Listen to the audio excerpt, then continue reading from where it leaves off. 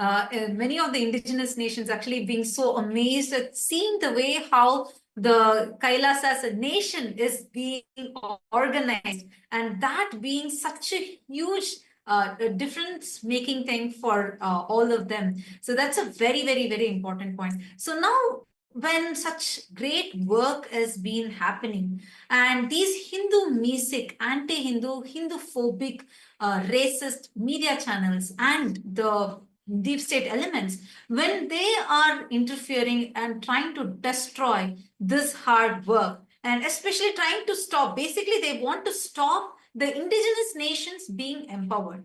So I also know that we have been finding it very, very difficult to contact our own people who are serving there, our monks, the sister monks and brother monks who are there serving, and there's a lot of attack that they are also enduring because of empowering the indigenous nations. Could you share some insight about this also? What type of attacks are they facing? What is actually happening even on ground there? Actually, what's happening on ground is absolutely frightening. Our indigenous male and female monks on the ground have been illegally detained for no reason. There's no sort of arrest warrant, there's no court order, there's absolutely no information released about them. Even the lawyers, which is a fundamental right in Bolivia for each person to have a lawyer, they're not even allowed to see them. They're not even given any single information till now.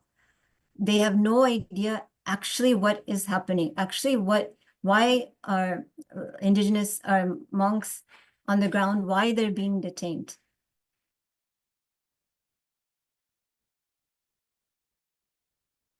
In fact, here I would like to speak about how the various details on how our monks, how our delegates in Bolivia who were there on the ground were actually attacked by the various deep state elements who were there and were actually at gunpoint threatened to their entire life. And things actually began when the various deep state news articles and media started publishing false information about Kailasa and Kailasa's intentions and how the indigenous were working. And in fact, if we look at it on the other side, the indigenous local presidents of the indigenous nations were completely in support and in favor of Kailasa. And that is how it started.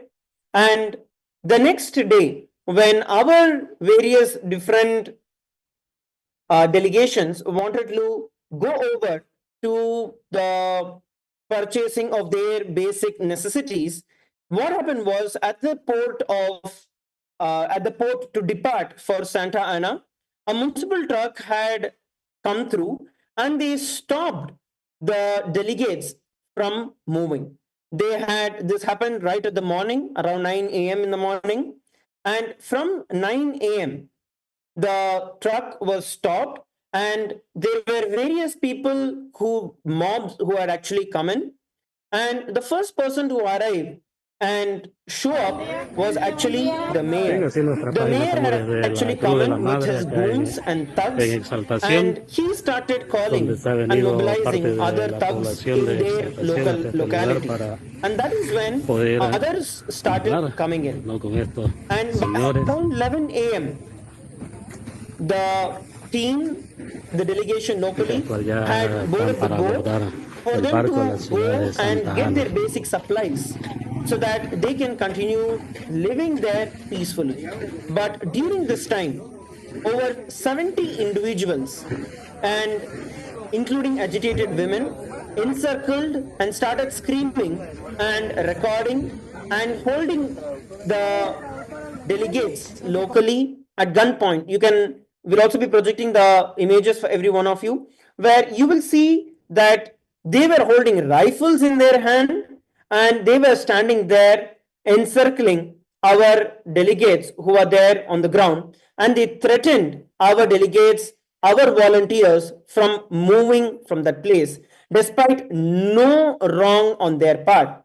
And our delegates, these monks, also have humanitarian visa in Bolivia, and they're all legally approved by the immigration to serve and to conduct various humanitarian services which are there. But despite all of this, our delegates on the ground were threatened, they were manhandled, they were pulled, literally pushed out of the boat from with the idea to eliminate them on the ground itself. And this was all directed by the mayor. As per the UDHR Article 3, the right to security was breached by the deep state. And ICCPR Article 12 very clearly states about the freedom of movement. And over that, the local authorities, the deep state unlawfully blocked the departure of our delegates despite valid visas that they held in their possession and holding rifles and guns and holding us at gunpoint. So this is what happened early in the morning between 9 to 11 a.m. And in the scorching sun, one, they had tried to push them away into the water, trying to kill them on the spot. And at around 11:30 a.m., while boarding the boat, the mob members pulled out the bags of our delegates, our monks, and they started threatening, they started shoving one of our delegates. They were grabbed and beaten on the ground, causing them to fall on the ground, puncturing their foot, causing them to bleed. And all of this was intervened by a couple of our other delegates so that they are stopped from being dragged and pushed into the water and being terminated. This is what was going on the ground. And these were all the monks of the sovereign order of KAILASA, Nithyananda. It is these monks who went there, giving up all their life, giving up all their so called wealth and everything just to serve people, just to serve the community. And this is what they had faced. And the persecution that we went through, that we have been going through even now as we speak, is just tremendous. When we look at it, one of the other monks, the necklace was ripped off. The necklace was ripped off the neck. It was not removed, it was just ripped off the neck, which hurt, directly started bleeding the delegate, the monk who was there. And they were specifically left in the scorching sun so that they would have sunburns. They were denied, categorically denied access to food and water. And there was very little space for people to even be there because the people had barged into the boat trying to push them off. And even as you can see in the photos, people started climbing into the boat, and even the people with rifles were standing right beside them closely, trying to threaten them and their life. And this is what was going on. And continuously, this attack never stopped. And this violated various articles, whether you take the UDHR Article 5, which is directly towards the freedom from torture and cruel treatment. This is even if you are a person who is accused, you still have these rights that are vested in you. But here, just for doing the humanitarian activities, just for offering the humanitarian activities, the monks of the sovereign order of Kailasa have been attacked. Same way, right to property, the UDHR Article 17. This shows our right to the sacred religious artifacts. And on the other side, in contrary, they were denied, they were ripped off the religious marks that were there. So these are the various different things that we're looking at that had happened in the initial hours. So just to understand this, our monks who were there on humanitarian visa because they're just there to serve, and they were, whatever they were doing was only services. And the people that attacked, these were not the indigenous people, right? So these were the people, another a group of henchmen with rifles who have been driven by the Hinduistic elements and anti-indigenous groups, the racist groups that had actually come and attacked our sannyasis who were there merely just to do the services. And actually, one very important fact I would also like to state here is that till now, we are not able to contact many of our monks who were there just to serve. They have been illegally detained, which is completely against the international laws and even violates many of the laws of the very government there itself. You can see here how our monks have been circled with people. And you can see mob gathering here, and you can see how our monks who were serving, the very monks who were serving, this video actually shows to all of you how the very monks who were serving there, doing the service to the country there, they're all surrounded and mobbed by so many people that are gathering that each of these were directly the entire thing was directly enacted by the deep state elements who actively came on ground and harassed the monks and threatened the monks at the gun point. And you can see our monk here is pleading. He's actually folding his hands and he's pleading the people there. And continuously you can see so many people, mob gathering around, and our monks trying to explain to them the whole situation, and press and media.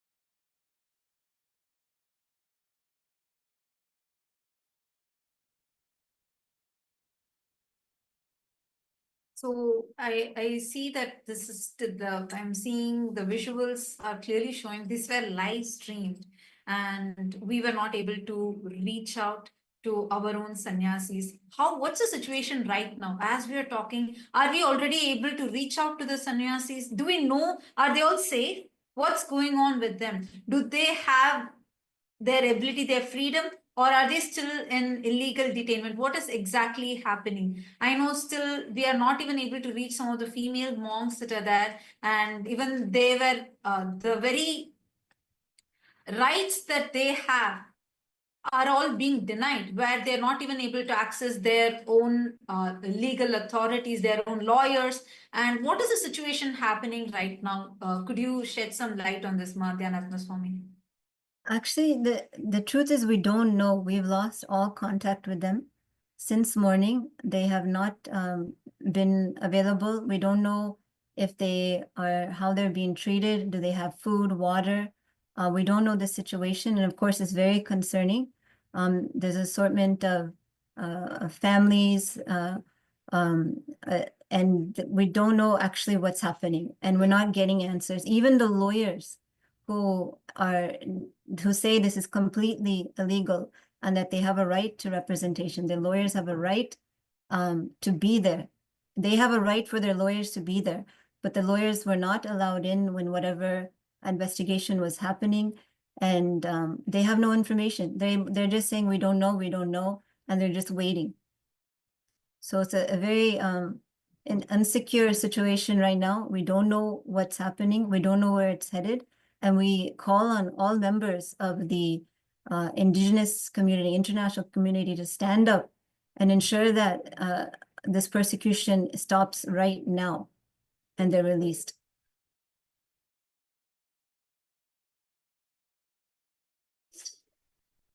Yes, it's very, very disturbing to know this because we have lost communication with the monks who are living internationally right now over there, and we do not know what's the situation with them. And it's so scary actually because both sides, female monks, male monks, both of them have been very unreachable right now. We have been trying, especially I know for the female monks especially, we've been trying to reach them. We've been trying to establish communications with them. Even their own lawyers are not being let to meet the people on ground. And this is something frightening because this is And completely most against the importantly- laws. And most importantly for us to remember, these are the monks who are from various different countries, well educated from various different backgrounds, who have left everything and come there to serve the people, to serve all the indigenous people. And this is how they are being threatened. Like, I mean, you can literally see here in the pictures, circled for all of you. Here you can see how they're standing here with weapons, rifles. They were threatened with rifle at gunpoint. They were boat trapped. They were not allowed to, the monks who are from various different backgrounds. We have people from the US, various citizens from various different countries who left their high-paying jobs, their education, everything to come and serve the indigenous people and to serve the communities there, and have been serving. They have been serving for many, many months now, working around with the people, conducting various different initiatives, various different activities, including Annadan, free food distribution, yoga classes, mental health and wellness support classes, and so on. And today, they are being threatened at gunpoint. They're being threatened to their life. And I also see a question from a YouTuber. Ma Durjati has asked, they were held on gunpoint. Yes, Ma, that is a rifle image that we just zoomed in and showed to you, that these were the people, they were actually held. We could only gather very few visuals because the sannyasis there have been cut off from communication. They are under illegal detention in the hands of these racist deep state elements. So the situation right now is very, very serious. And this is a clear persecution happening right now, as all of us can see. So this is what is happening right now. And we also want to encourage any of the viewers, see, this is live right now. And any question you have, feel free to post it here. I'm seeing a viewer named Ma Sonali Gupta who has posted in YouTube. Do we know what triggered all of this? Why is this attack happening? See, the attack is happening just because these indigenous nations, these indigenous people are being empowered. And it is a racist Hindu music attack by the media, nothing else. Just because KAILASA stands for indigenous rights, reviving the indigenous cultures and traditions, just because of that, we are being attacked. And these indigenous people globally, if you see, they are fighting so hard, for example, just to preserve their forest. We can see so many examples of them globally fighting so hard to prevent deforestation, which is very, very important to mitigate global warming, for example. But even for that, something that is so critical, they do not get any kind of support. They keep, they keep fighting for years and years and years, but nothing comes out of it. So just because KAILASA, Swamiji is giving them support, is empowering them so that they have a voice, so that they get the confidence to fight for their culture, for their traditions, fight for their environment. Just because of that, we are being persecuted, we are being attacked. And one thing I want to add also, being illegally, wrongfully detained means our delegates, our monks, the monks of the Sovereign Order of KAILASA's Nithyananda, would be facing so many human rights, basic human rights violations, because that detention itself is illegal, which means they would not be getting any water, they would not be getting any food, they would be tortured, be it physically tortured or psychologically tortured. So many human rights and religious rights violations they would be going through. So it is very, very important that we bring awareness to this persecution, the continued persecution that KAILASA has been facing for decades now. Just because we want to bring global peace, just because Swamiji is working so hard to bridge the gap between the ancient nations, the indigenous nations, and all people, just for the sake of global peace and coexistence among all people.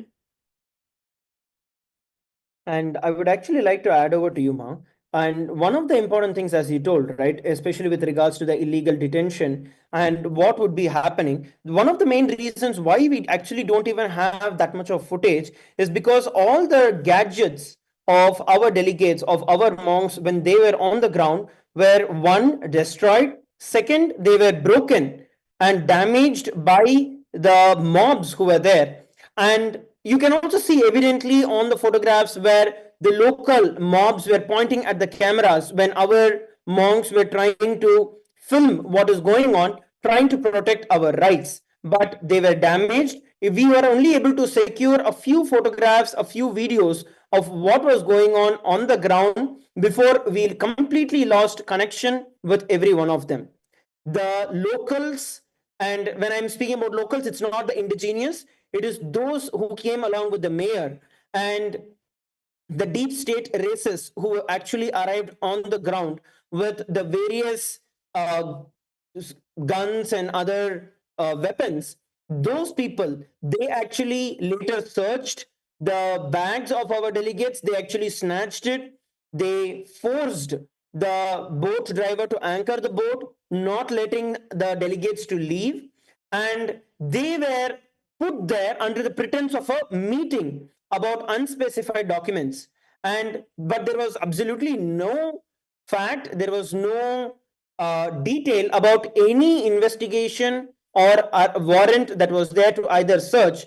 And later, even after the police had arrived, they had colluded with the mob, demanding the passports, ignoring the pleas and the safety of our monks. That's what we are looking at.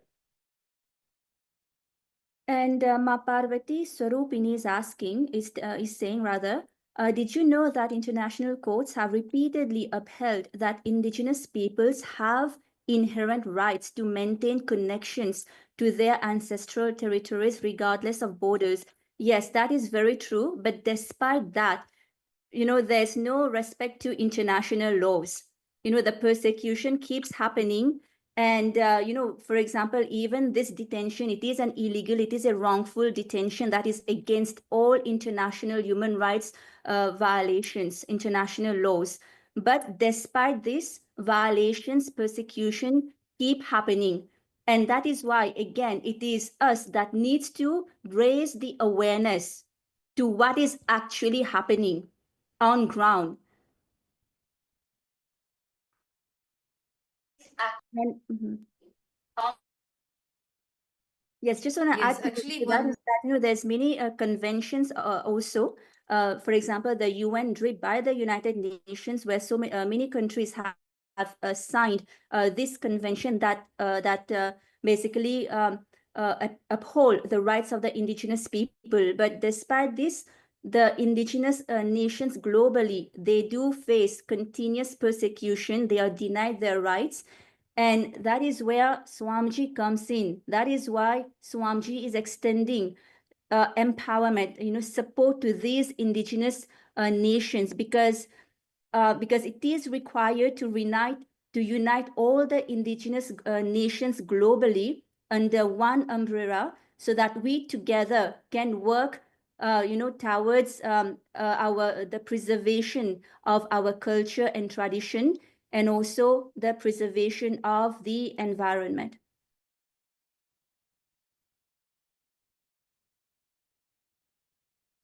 As you had very rightly put it over here, Ma, one of the main other reasons why we are also looking at this is because the reason that it is not just local forces. I think one of the questions that we are also receiving is that is it just the local forces who are behind this, or is there some other local political power play that is responsible, or is it deeper than that? So what we are looking at here is, we are actually, honestly speaking, we are also really concerned about what is going on, because the entire team of monks, so it was not like one or two people, it is a whole group of monks who were actually serving, and all of them have disappeared. We don't have communication with any of them. Our local lawyers were there. We are not, they are also telling that this is a very unusual situation where we are also not able to get any information about what is going on, where are they, why were they all taken away, driven out, why all their items were confiscated. Still, we do not have any clue about what is going on. The only thing that we know is that this is racist. the deep state racist elements who are against the indigenous and against Kailasa who are facing this. I also want to put it here on record that even the indigenous nation presidents are receiving continuous death threats and are also facing the same persecution that Kailasa's monks and Kailasa's delegates are facing, which very clearly shows how the media is twisting everything and presenting to the world, where on the outer image they are trying to show that they are the people who are voicing out for the indigenous, but in the inside, when we look at the facts, their own people are also detained, they have also disappeared, and we do not know what is the situation that is going on right now. In fact, the last reports we have from the team on the ground, especially the female team on the ground, they were saying they called and they were quite concerned because men were scaling the walls of their compound, jumping over and illegally entered into their compound, and then we lost all connection with them. We don't know what happened. And they're completely cooperating. We completely cooperate with any kind of sort of questioning or anything that the authorities would want to see, they were cooperating with. So there's no need for any of this attacks where they're physically abusing, physically manhandling, and literally kidnapping, holding hostage our monks who have done nothing except to serve humanity. And just wanted to add, because this is a fundamental right that they're not able to see their lawyers. They're cut off from all communication. They don't have their devices. We don't know what's happening to them. It's been almost 16 hours, and there's still no indication of why they're even detained. There's not a single written document, any kind of court order, any kind of arrest warrant. Nothing has been provided. Nothing has even been spoken to, even to the lawyers, who typically say this. They say this is not normal. This is illegal. This is completely illegal that the lawyers cannot see their clients. In fact, if we look at this on the other side, Kailasa has not done anything illegal. Everything that Kailasa has done is completely in law, in the rights as per the constitution. In fact, even the agreements that have been signed by Kailasa are protocolized, they are notarized, they are apostle agreements which are there. And despite all of this, even though there is nothing illegal done, when I'm speaking about notarized and protocolized, that basically says that it is publicly available records, it's publicly available documents, and which is also being directly apostilled by the government as well of Bolivia. So this shows that we have nothing illegal. We are completely in the legal framework of Kailasa. It is the US organization of Kailasa, which is based in the US, that has signed these cooperation agreements with the local indigenous nations to provide them with the services. But what we are looking at here is absolute human rights violation by the Hindu-phobic, anti-indigenous, racist, and deep state fellows who have been continuously attacking Kailasa, monks of Kailasa, monks of the Sovereign Order of Kailasa, and they are illegally kidnapped. And as Dhyanatma Swami had shared, I would like to reiterate, we are not allowed to contact our lawyers. Our lawyers on the ground are not able to reach out to our delegation, to our monks. And we do not know what is going on, which is absolutely against all the international norms and protocols.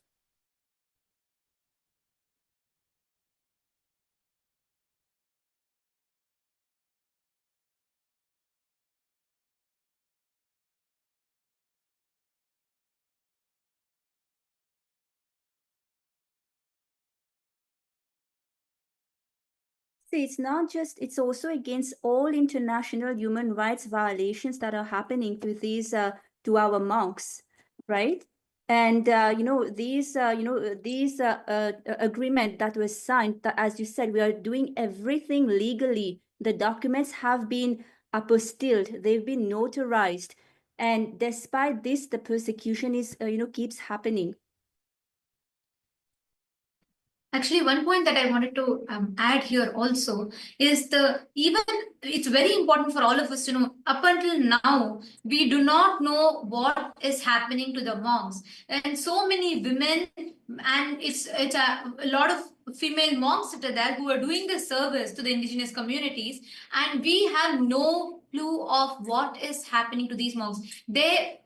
And just in the morning, in the wee hours of the morning, we had people in uniform and random people scale into the female monastery campus. They scaled the walls, got into the female monastery campus, and from that point onwards, we have not been able to get in touch with any of the monks.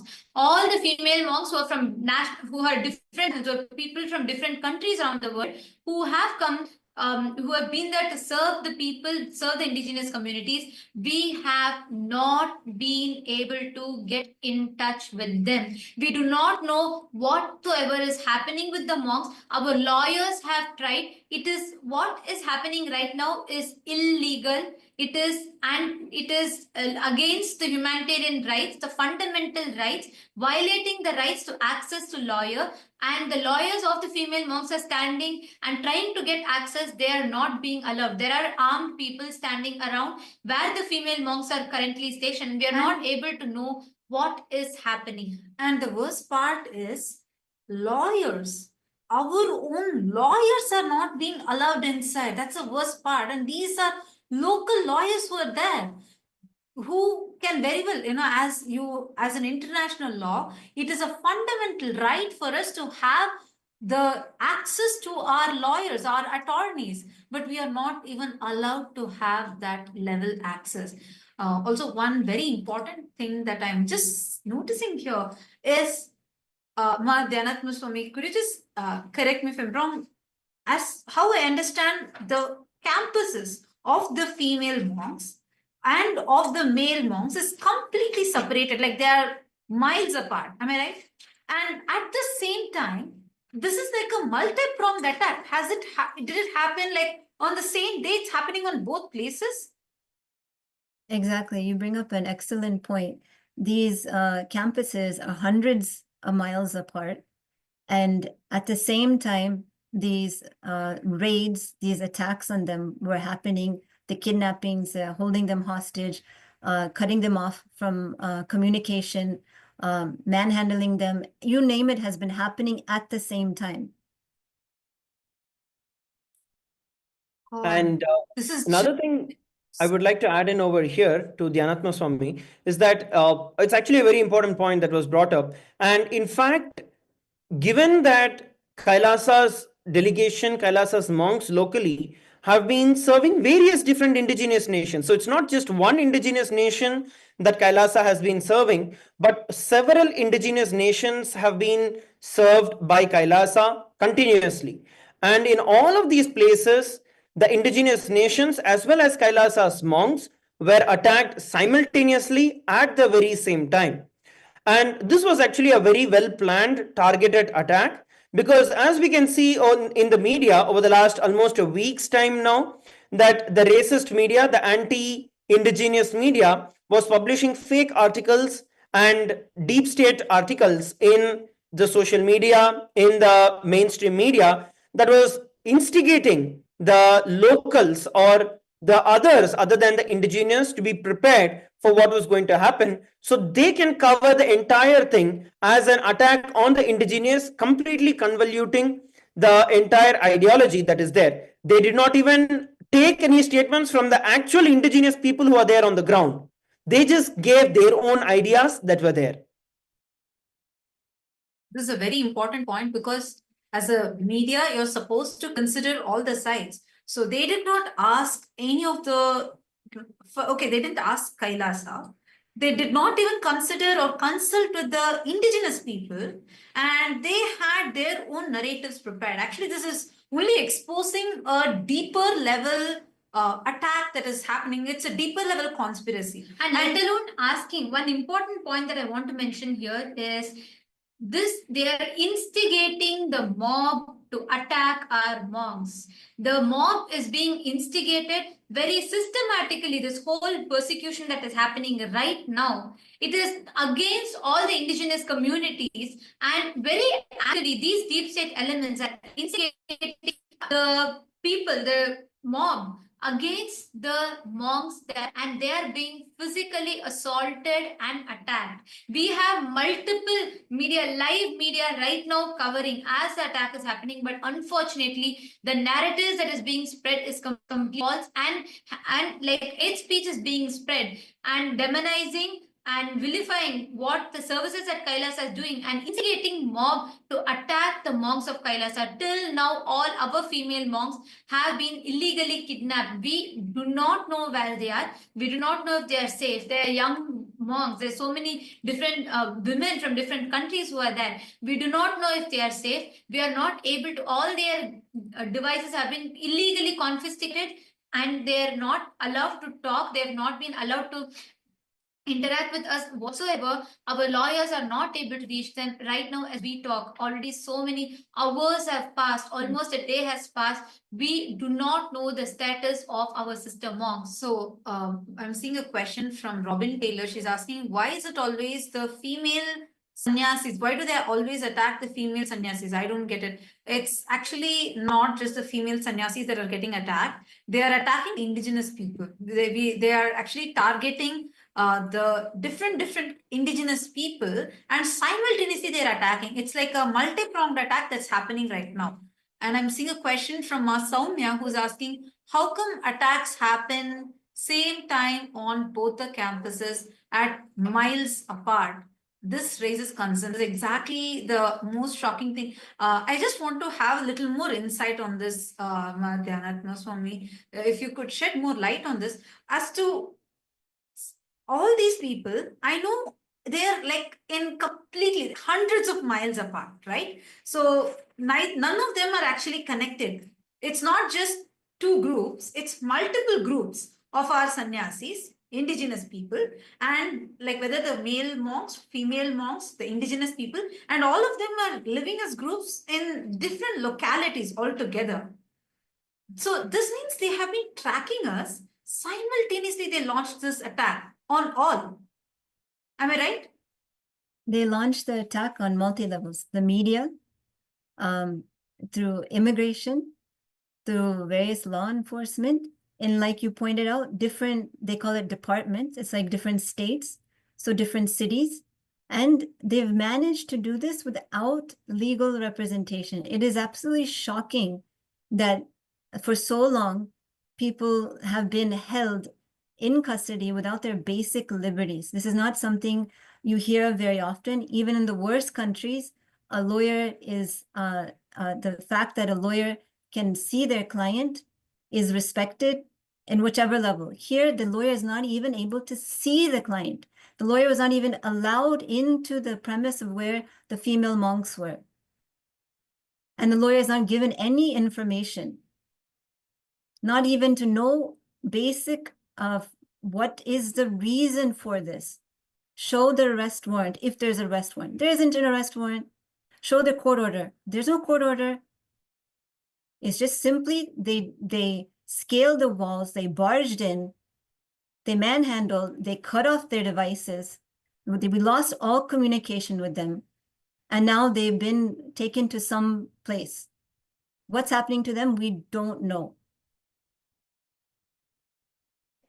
My God, this is so scary. And we need to understand what this is happening to the female monks. And on the other side, to the male sannyasis, to the male monks, it is extremely disheartening what is going on right now. Because the crowd, the mob instigated by the deep state, and there are few men in uniform who came, they grabbed the personal belongings of the monks and they went through all their passports, confiscated their passport, all their travel documents, personal documents, and they released it to the media. There were mob people, media that are broadcasting our sannyasis documents, their personal documents, passports, everything live. From morning for a whole 2 days, they have not been allowed to eat food or drink water. And we all should know there are few people, indigenous communities, who have been benefited by the service of Kailasa, by the service that these monks are doing. Many indigenous communities are coming, trying to give some water and standing to support these monks, but the mob instigated by the deep state elements are attacking any indigenous person that is standing with us. Actually, just this morning, this has been going on for the last 2 days. The sannyasis have not been able to drink water for the last 2 days. In fact, one of them fainted on the ground. One of the male monks, he fainted on the ground, not being able to have access to water. When indigenous people who have been benefited by our services came in support, they were also attacked by the mob. These sannyasis were manhandled. When they were on the boat, they were first trapped on the boat and they were grabbed by the crowd outside the boat and they were made to walk for a few miles while press, media, everyone came and covered them. And as the monks are trying to explain, their bags were grabbed from them and all random people started going through their bags and whatever their passports, all their travel documents, their personal documents, medical history, everything was confiscated and they were given to the media. The media started streaming all of this, taking their personal documents and sensitive documents and showing it on live. On the other side, all their personal belongings were grabbed away from them. They were pushed, manhandled, and they were not allowed access even to have water. They literally, the sannyasi fainted on the ground because of not having even a morsel of food or water for almost 48 hours now. Yeah, and I wanted to add to that. The scene was absolutely horrifying for our male monks. Okay, first of all, they, as you noted, they were manhandled. They were pulled off a boat. They were prevented from just simply going to the town to get supplies. And these are very simple beings. They built the house they are in with their own hands. It is a most simple accommodation that they built from the scratch, just so that they could have shelter and do the services in the community, the indigenous community. But in return, they were beaten, they were dragged off the boat, they were held at gunpoint. And then when they were forced to go to the center of the city, they were surrounded by the mayor and his henchmen, and they went through all of their belongings, trying to humiliate them. There were many people videotaping, recording the whole scene, went through all of their baggings in public. There's literally like 100 people watching. Is this an investigation? Is this law and order? It's a complete banana republic.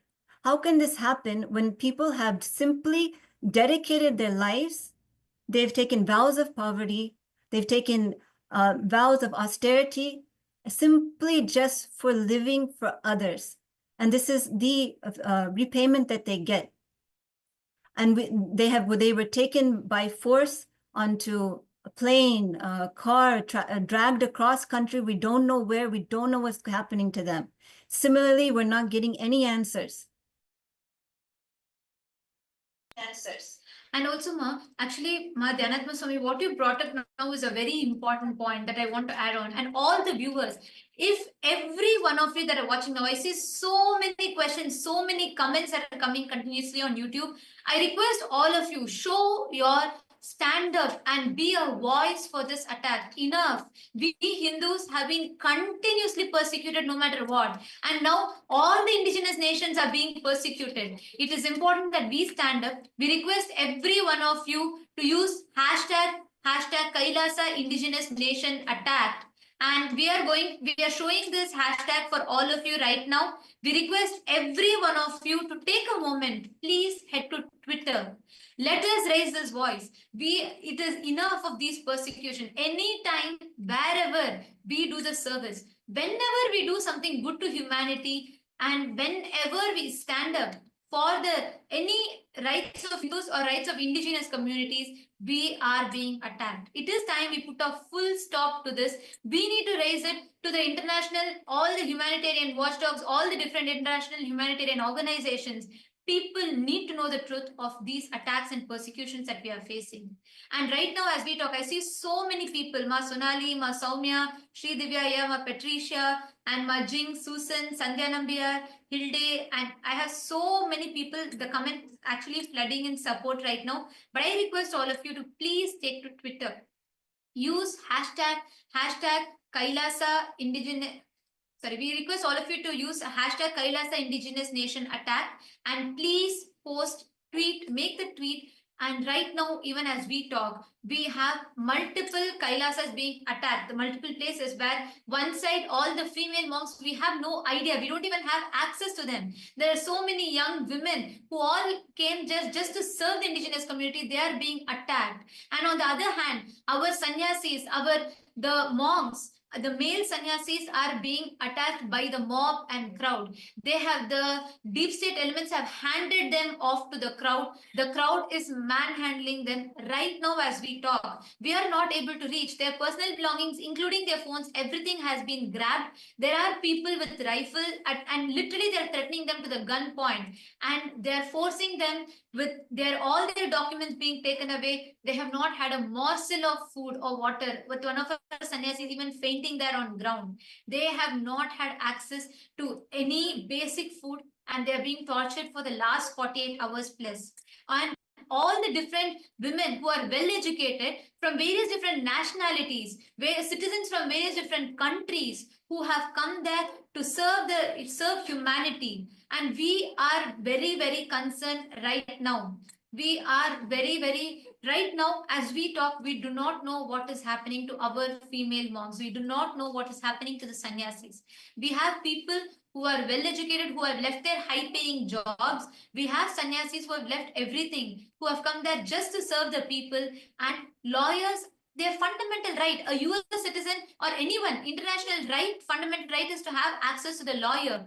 But they are not, they're being denied. The lawyers have been standing since morning. They are not being allowed. We have armed people, armed men standing around the monastery campus, and all of whom entered illegally. They had no warrant, they had nothing. They've all entered illegally into the campus. They scaled the walls and they literally surrounded the whole campus, not allowing our female monks to communicate with us, confiscated all of their devices. And on the other hand, the males, all the male sannyasis who are miles away at the same time were being attacked, physically being manhandled, and they have so many wounds, and they have literally, one of the sannyasis fainted on ground. Actually, what is really, really very unsettling for me is that how can, like, see, we are not, everyone is serving in different areas. These are hundreds of miles apart. What right do they have to stop the lawyers coming and helping? And this is like a multi-pronged attack. At the same time, the attack is happening in all these places. How is it fair? How is it right? I do not understand. Actually, it's very painful for me because our own sister monks whom we communicate with every day, and like, I feel so bad. I do not know what's going on with them. I don't know are they safe? Is everything okay with them? I don't know, because from morning we've not been able to contact them. The lawyers are there. They're trying their best. They're not able to even get in touch. They're not able to see because everywhere they have blocked. They've gotten, there are goons, there are uniformed armed men, and there is something going on over there. And everyone, there's a group of people, all of them suddenly just disappeared. Our monks gone. We don't know where they are. And this is just so scary. Right now, what right do they have? How can they do this? And what is all of this for? The only thing that our monks have done is simple service, serving the community, not for 1 or 2 days, but for many months, and nearly 2 now, doing so many different services there, doing free annadan, conducting yoga classes, empowering the communities there. And many of the communities have been benefited by all these services that we are extending there, and doing free food services to the people in need, and conducting the sessions you all can see here in various different pictures as shown, and serving the communities there, and conducting classes, conducting yoga classes for the children and conducting various different programs. And this is how they are being attacked right now. The mob, instigated by all the misinformation and all the false news and the deep state elements who are actively on ground, standing there, instigating the mobs to attack. And here you can see various different people surrounding the campus in which the boat in which our monks were. And here you can see the man standing here with a rifle. And these are just few pictures that we were able to gather from, but we still are not having access. We do not know what is happening with our monks. We are not able to come in contact with them. We are not able to get in touch with them. We do not know what is happening to them right now as we talk. Actually, we are requesting and pleading with every single one of you. It's too disheartening, and I have no words to express. We really request every single one of you. We need your voices. We need every one of you to voice out this right now. It's so important. It's like, how is it happening right now? We are supposedly in the world with the most communication. We are in a world where social media, AI is there, and this is the situation. What's going on? How can we have the persecution happen right now, what we call as the most modern, very tech-savvy era where the communication is at the highest? How can we allow persecution to happen right now? No, we need to stop this. Please take a moment. I request all of you, share with everyone, plead everyone, every single one. This is not just an issue, not even just for Hindus. No, this is for humanity, because indigenous people are getting attacked. Already, so many indigenous civilizations have been demolished. We need to say this right now. We request all of you, please take a moment. Please use the hashtag Kailasa Indigenous Nation Attack, and please go ahead, share this with everyone. We need all of your voices. Any questions you have, please come to the YouTube live right now. You can post it in the comment section. We are ready to answer you.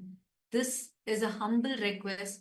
We have not been able to reach any of our monks, all whether, and even the indigenous people. Our community has become unreachable right now because all their phones, everything is getting confiscated. It's too important. And I request all the members. Right now, I already see so many people have started tweeting. So many people are posting. And right now, as you're all watching, I urge every one of you, take to Twitter, tag all the international humanitarian orgs, tag everyone. Let us reach this right news to people.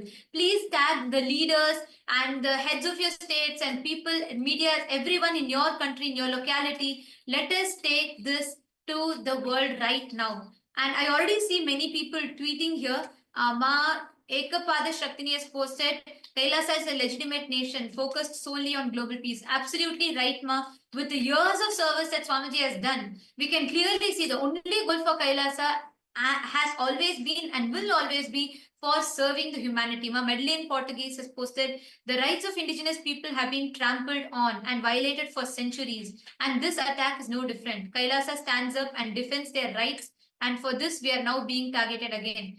This is very, very important. Thank you so much for sharing this, Ma Medellin Portuguese, because all we have been doing is to stand up to become that unified voice, to unite all the indigenous nations. For so many years, decades, generations now, the indigenous groups have been persecuted and targeted, singled out. In fact, if we take various different countries in South America, North America, both, 99% of these indigenous communities have lost their lands. Their land, whether they have been victims of land grabbing, they have been victims of persecution, attacks, killing, genocide, ethnocide, and they have been attacked of cultural delegitimization and so many things. To this day, there is no platform for these indigenous people to go and request or stand up or ask for their rights. It is for the first time, Swamiji, that united all the indigenous nations from around the world, became a unified platforms. We have over 100 indigenous nations that has come together, and this scale of the revival that is happening is what exactly the deep state elements are not able to handle, which is why even here, as soon as seeing the active service that Swamiji has been doing, that continuously these attacks are happening. We have KAILASA Singapore that has posted Bolivian journalists have a duty to report the truth. They have fueled a racist attack on Kailasa's indigenous Hindu traditions.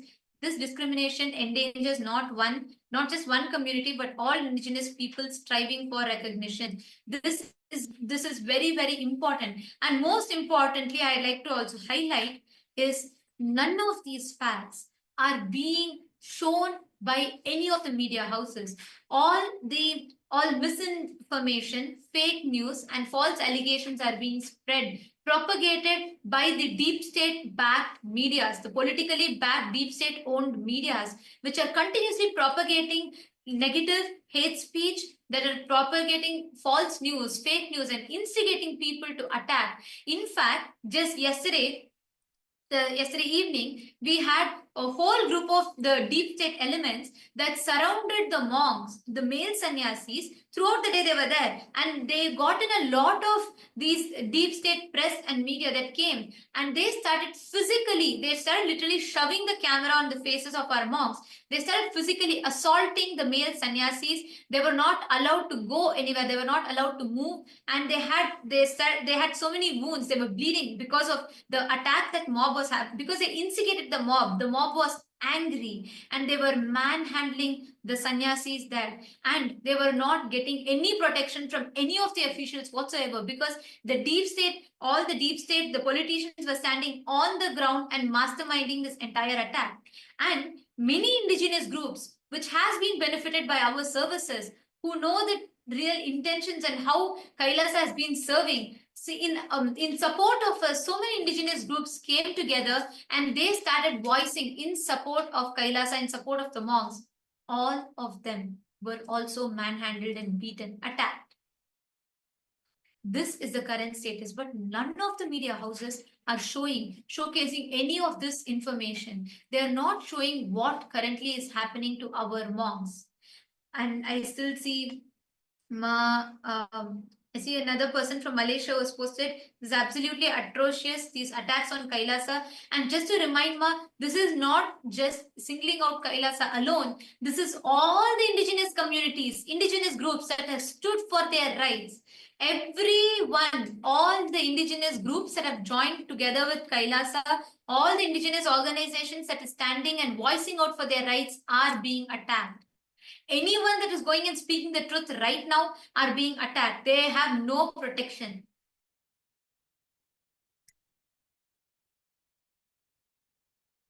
Actually, a very important thing right now is what's happening right now, as all of us are talking, is understand, as we were mentioning, this attack which is happening is being done on many of the indigenous nations, and every indigenous nations that are standing, voicing out even to support the people who are getting attacked. Understand, this is not just on Kailasa. It's happening everyone, like the presidents of the indigenous nations are all receiving death threats. What's going on? This needs to stop. We really request, and we already see a lot of people supporting using this hashtag Kailasa Indigenous Nation attack. We request every one of you, everyone that are here right now, please go ahead, take this hashtag and post your comments. I already see some people posting on YouTube. We request all of you, take it to Twitter. Gevashe Hosine has posted, I don't understand how they entered campus. Is not Kailasa a sovereign state in that area? Understand, I just wanted to tell this, what attack is happening is not happening in the sovereign state. It's happening wherever Kailasa monks from the sovereign state are going to serve the communities, to serve people. There the attack, and this is not happening by the indigenous community there. We are going to serve people. Like for example, to do the Annadam, means the free food service that we have been doing. when our monks wanted to get more supplies for this Annadana. So you have to go to another town, you need to procure these items and you need to come back. So when they were getting on the boat, this happened in one side. I'm just sharing with you what exactly went on. So one side, the male monks who had went there, who had gone to procure the items that are needed, they were suddenly surrounded by a mob. And the mob that was there was not any of the local indigenous people. These were henchmen that were brought in. And suddenly they were surrounded. They started manhandling them. They confiscated their devices. They started breaking their devices and physically abusing them. And at the same time, there were also some of the female monks who were serving a completely different community. Just understand, please understand the whole thing, because it's different parts of the community where we are serving. And when they are serving a different part of the community, all of a sudden, at the same time, this is all happening simultaneously. That's what is really scary. Innocent women, monks, they are serving in their area. All of a sudden, the armed men barged into the campus. They started scaling the walls of an all-female monastery campus. And this is where they're serving the people. And suddenly it started as if it's an interrogation. And all of a sudden, everyone's mobile phones were confiscated, all their documents taken away. They were fully surrounded. And immediately, in the beginning, first, as soon as the armed men entered, the female monks over there, the sannyasis, tried to contact the local police, local lawyers, and the local lawyers are trying to come in. But these armed men did not allow. They completely blocked that whole area. So nobody could enter. We do not know what's happening. It's been more than, I think it's over 18 hours now. It's been a very long time. We do not know if they are okay, if anything really bad has not happened to them. We don't know. They're women. These are men. They're all female sannyasis, and they do not have any way to protect themselves. They do not have, we are completely non-violent people. So that is what is really concerning us, because we do not know what's happening there. It's also very important to understand that all these monks and nuns, they are very well educated people who have left behind their entire life, their lifestyle, their high-paying jobs, their love and dear ones, just to come and serve the people on ground. They've literally sacrificed everything just to come and serve these people. And despite this, they are being treated, worse than animals also, not being given, food or water, medical care, nothing. They are just trapped. And what for, right? What is the point of holding them? They've not done any crimes. They've not done anything wrong. They are just wanting to help these people on ground. And it is these indigenous people themselves who have come forward. It's not like we are just giving the services that we are wanting to give them. It is them who have come and told us, we want for example, services in terms of education, in terms of food, and whatnot. And we are going, these nuns and monks, they have sacrificed everything to go there and serve these people and offer them what they are looking for, what they've been looking for. And no one else is giving them, no one else is offering them. So it is very important to understand this, that these beings, these girls, these women, these boys, they have literally sacrificed everything for the sake of others. Yes, thank you. Thank you so much, Ma. And also with all of us, we have today Dr. Miguel, who is an advocate from Ecuador, who is KAILASA's lawyer. And we would actually want Dr. Miguel to share with all of us the human rights abuses which are going on to our monks, to the indigenous people, and the illegal attack and persecution that is going on to all the monks of KAILASA and the indigenous people in Bolivia. Adelante, Dr. Miguel. Buenas tardes. Muy buenas tardes, señor embajador, un gusto saludarle.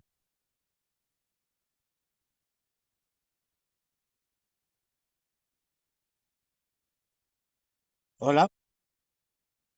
Sí, escucha. Podemos Perfecto. empezar, doctor Miguel. Sí. Bueno, lo que debo comentar es que las personas son monjes, son sannyasis que han llegado a las comunidades indígenas ancestrales de Bolivia para realizar trabajo humanitario, servicios de yoga, servicios de educación, de salud, ¿sí? Sin embargo, por prestar estos servicios han sido mal observados por algunas personas de algunas comunidades que, desconociendo la realidad de los servicios que prestan los monjes, los sannyasis de KAILASA, los han retenido de forma injusta, ¿sí? Ahora tenemos conocimiento que los monjes están retenidos sin ninguna justificación por parte de migración, por parte del gobierno de Bolivia. Es decir, los han trasladado desde las comunidades hasta el Beni, a la migración de Beni. En otro caso, el domicilio donde vivían o residían ha sido allanado. Sin embargo, hasta la presente fecha y hora, se desconoce cuáles son los cargos que se imputan o se acusan a nuestros monjes o sannyasis, ¿sí? Entonces, estamos en esa situación de averiguar cuál es la situación jurídica de los monjes de KAILASA. Como dije, e insisto, ellos lo único que han hecho es prestar servicios gratuitos, servicios humanitarios para los pueblos originarios de Bolivia.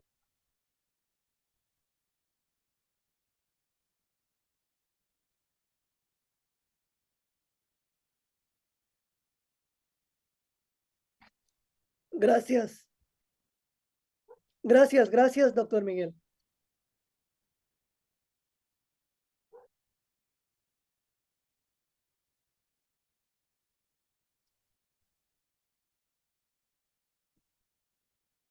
¿Alguna ¿Te pregunta, por favor? gustaría compartir más? Sí.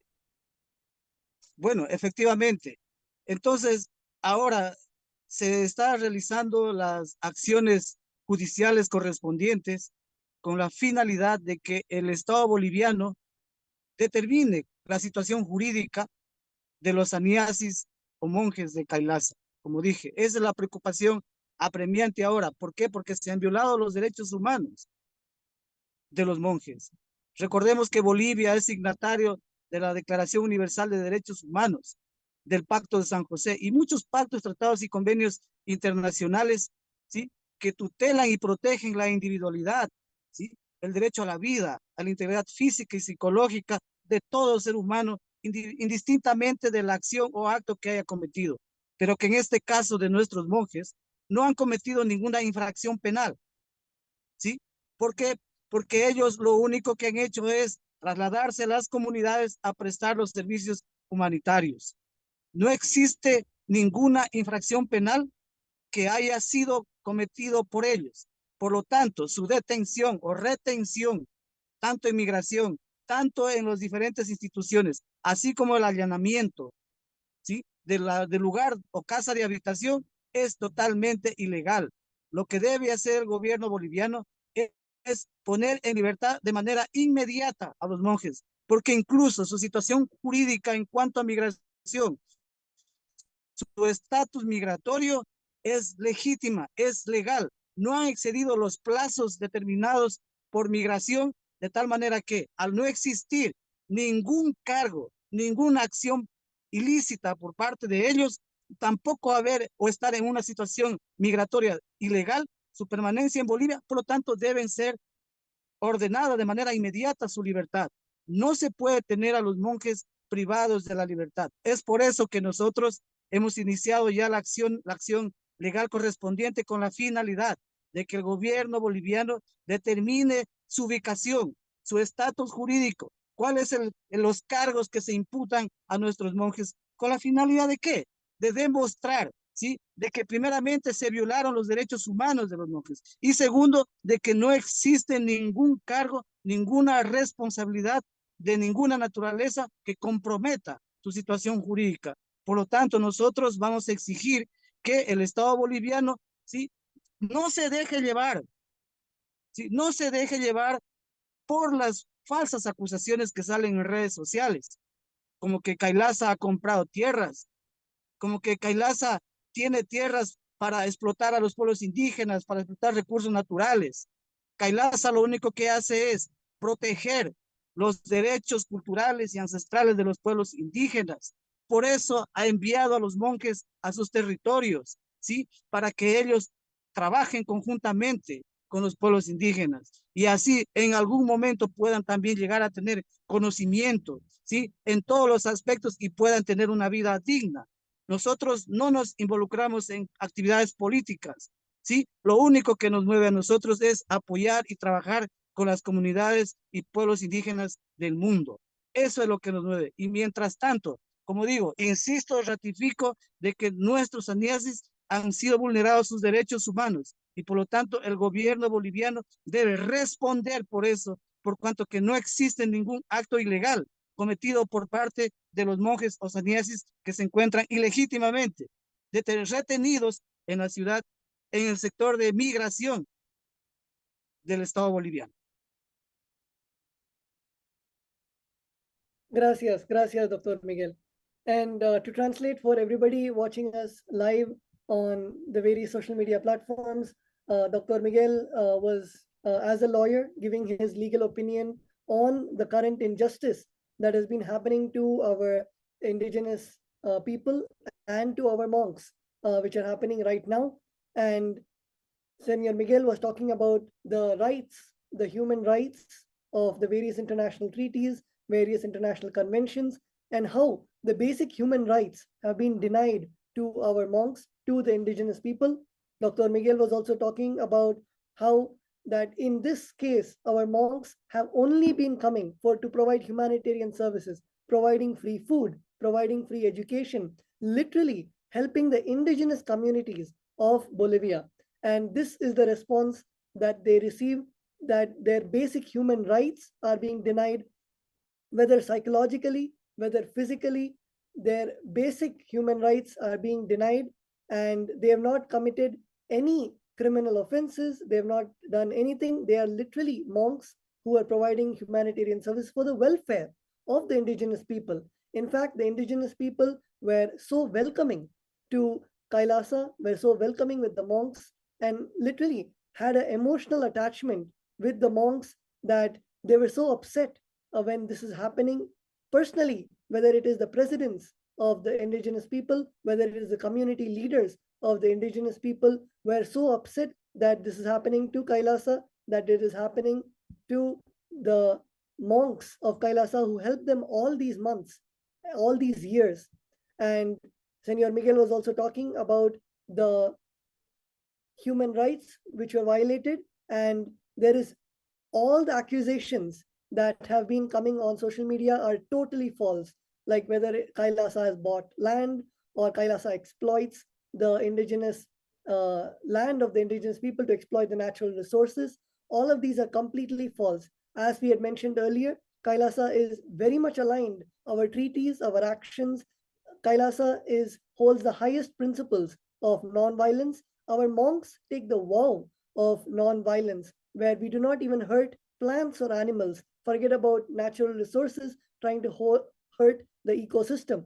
And Senor Miguel was talking about all of these as completely false and just false accusations which are floating around in social media, and again reiterated that the monks of KAILASA only were there to provide humanitarian work and to help the indigenous communities, and for the international community to recognize this and to share this with every single person to uphold the rights, the human rights, the basic human rights of our monks, and to tell the whole international community the truth about what is happening to Kailasa and the indigenous people in Bolivia.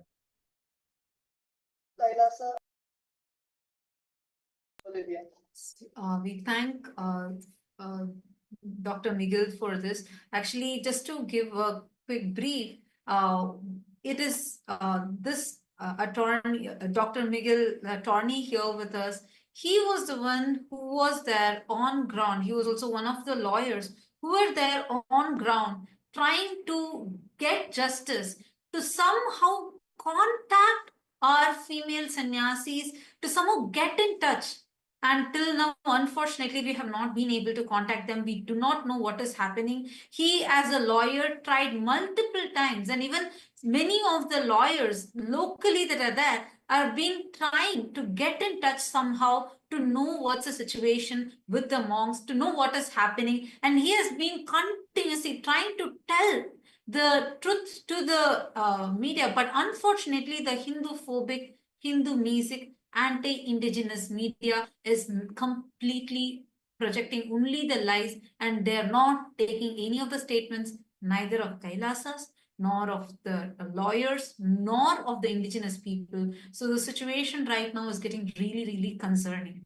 And also, as Senor Miguel just highlighted a very important point, he said that how currently the monks' human rights are being violated. The monks that are there, all the female monastery, the members, the female monks who are there, and the male monks both, their human rights have been violated. They have been deprived of food. They are being illegally kidnapped. We do not know where they are. And all the Hindu-mesic, Hindu-phobic media houses are inciting hatred, instigating the mob against the monks, which is very, very serious because there is no one there on ground who is protecting the monks.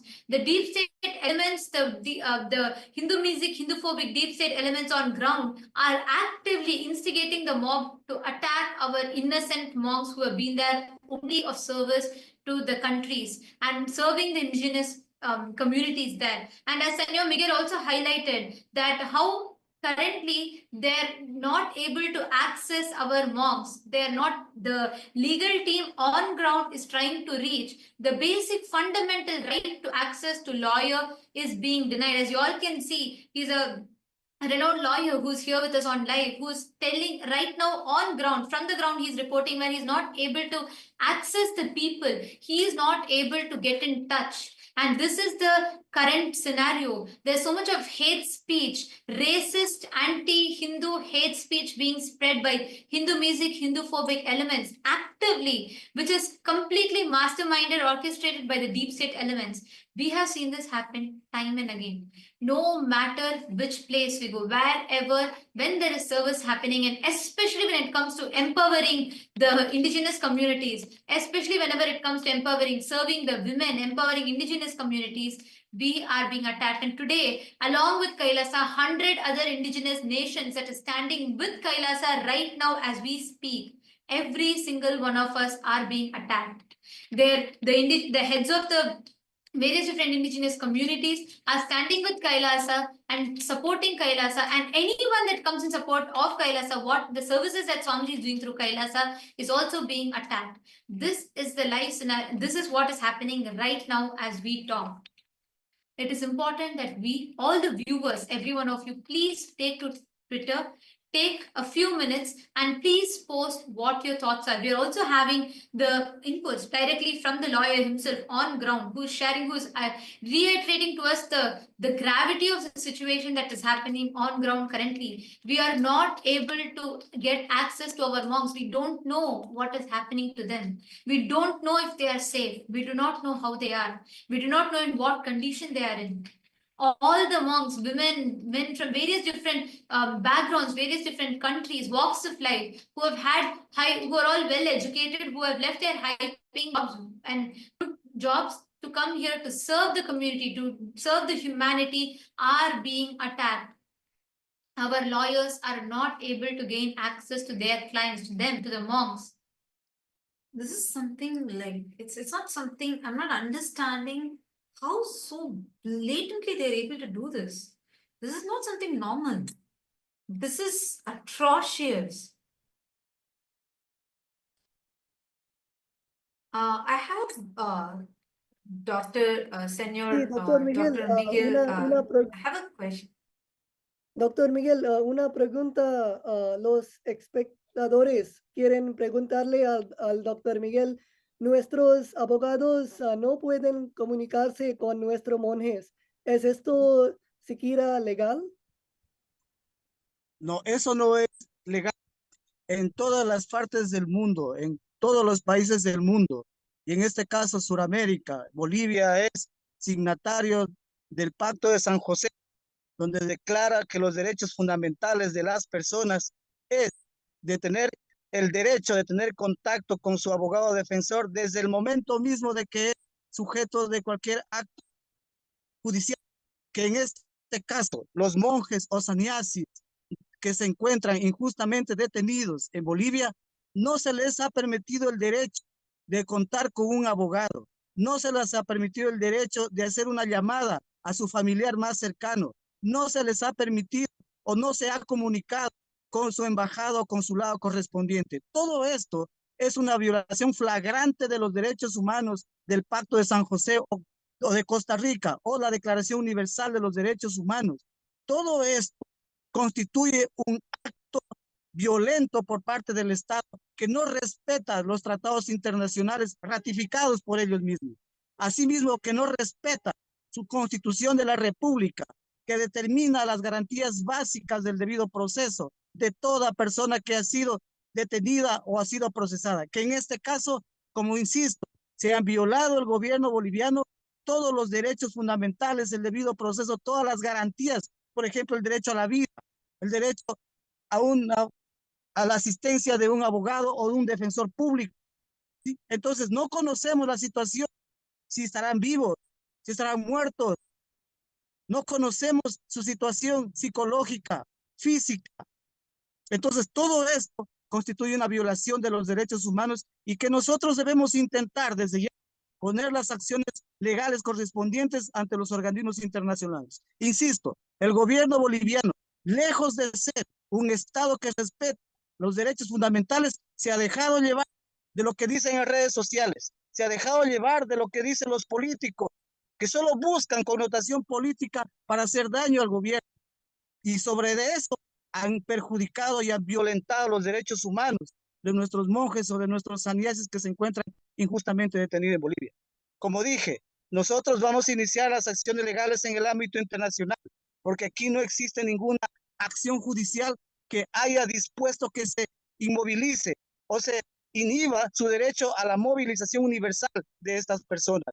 Como dije, todo ciudadano del mundo tiene derecho a transitar libremente por cualquier país del mundo de acuerdo a las reglas que determine cada país. Y en este caso, nuestros monjes, ¿sí?, cumplen con toda la normativa migratoria. Su estatus legal es jurídica. No existe ninguna razón para que el Estado boliviano haya procedido. Lo que ha sucedido ahí es un acto de barbarie, ¿sí? Es un acto primitivo que afecta totalmente el Estado de Derecho y demuestra ante el mundo de que Bolivia viola derechos de los ciudadanos, en este caso, con estatus migratorio legal. Por lo tanto, yo insisto una vez más y decirle a la ciudadanía del mundo que el Estado boliviano, insisto, ha vulnerado los derechos humanos de estas personas. Además, debo hacer hincapié en lo siguiente, que todo esto, toda esa detención ilegal no viene de una orden judicial. Todo esto viene porque el gobierno ha escuchado que en redes sociales un grupo de indígenas se encuentra en una comunidad y por lo tanto movilizan todo el ejército, movilizan toda la fiscalía, movilizan todo lo que es el aparato migratorio y sin justificación alguna los detienen.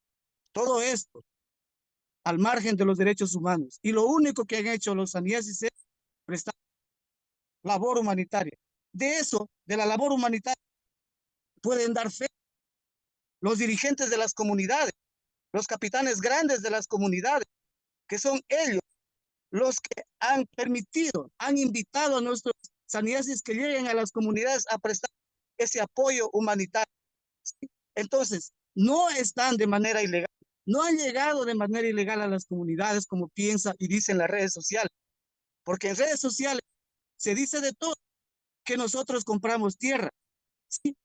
Que nosotros somos violadores, que nosotros somos defraudadores. En ningún momento ningún dirigente de la comunidad se ha pronunciado con respecto de las denuncias de KAILASA. ¿Por qué? Porque no existe motivo, porque todos los compromisos que ha hecho KAILASA con las comunidades han sido cumplidos tajantemente como se ha acordado con ellos. Entonces ustedes deben permitir también que las comunidades hablen y digan en qué momento KAILASA les ha estafado, porque eso jamás ha ocurrido, porque en redes también dice que KAILASA les ha estafado. Pregúntenle a los dirigentes de las comunidades si KAILASA les ha estafado. Nosotros hemos llegado a un acuerdo con ellos para prestarles ayuda humanitaria a perpetuidad, porque nosotros creemos que los pueblos indígenas no duran 20, 30, 40 años. Son pueblos indígenas ancestrales que han vivido en el planeta Tierra durante miles de años y van a seguir viviendo miles de años. Y nosotros lo que hemos hecho es una cooperación con territorios indígenas y pueblos indígenas que gozan del principio de la autodeterminación, no para apropiarnos de las tierras ni de los recursos naturales, sino para proteger su situación, su existencia, los recursos naturales a perpetuidad, no para ir a saquear, porque nosotros como KAILASA somos religiosos, somos espiritualistas, creemos, ¿sí? De que la naturaleza y todo debe ser conservado, porque se vive con armonía con la naturaleza, pero más no para destruir. Lo que queremos es que los pueblos indígenas mantengan sus costumbres ancestrales, mantengan su diversidad cultural, su lengua, sus costumbres, sus comidas, sus bebidas, su idioma, su cosmovisión.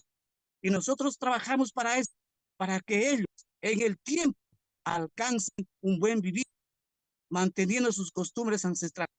Todo eso es lo que han hecho los sannyasis y por eso han sido detenidos injustamente y el Estado no responde hasta sobre la situación de ellos. Por lo tanto, nosotros, como dije, insisto en ratificar que sea dispuesto ya al equipo de abogados para que realicemos las acciones legales correspondientes por esta atroz violación de los derechos humanos que ha puesto sobre todo de que la vida de nuestros sannyasis se encuentre en riesgo.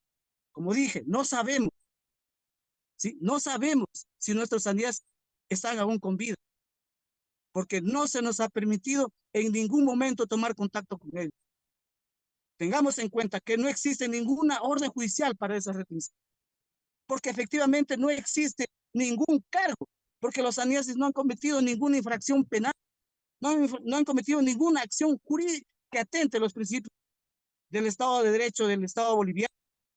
Lo único que han hecho es trabajar incansablemente por los derechos de los pueblos indígenas de Bolivia, y así como lo han hecho en otras partes del mundo, trabajar para el desarrollo, para que nuestros pueblos indígenas tengan autoestima, para que puedan vivir con dignidad para 1000, para 2000, para 3000 años y hasta la eternidad.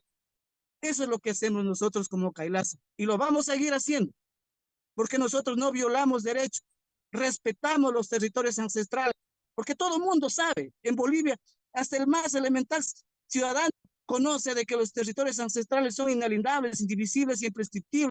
Está protegido por la Constitución boliviana y también por los pactos, tratados y convenios internacionales. Las tierras de los pueblos indígenas no se pueden vender, no se pueden comprar. Y eso nosotros sabemos y respetamos, y los acuerdos que nosotros hemos llegado con los dirigentes de las comunidades va en ese sentido.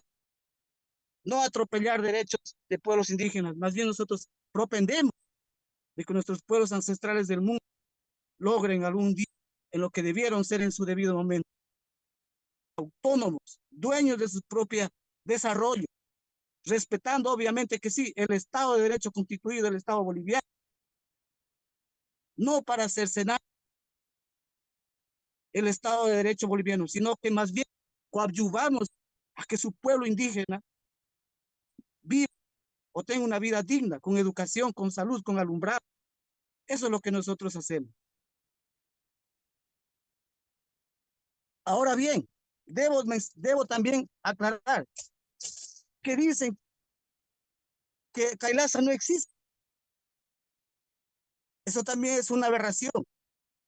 porque Kailasa existe. El hecho mismo que estemos allá y que todas las redes sociales manifiesten de Kailasa es porque Kailasa existe. Y nadie le puede quitar el derecho que, siendo una nación originaria de la India, reconocida por miles de años por muchos reinos, se agrupe y se constituya como lo que fue su estado o su reino antiguamente.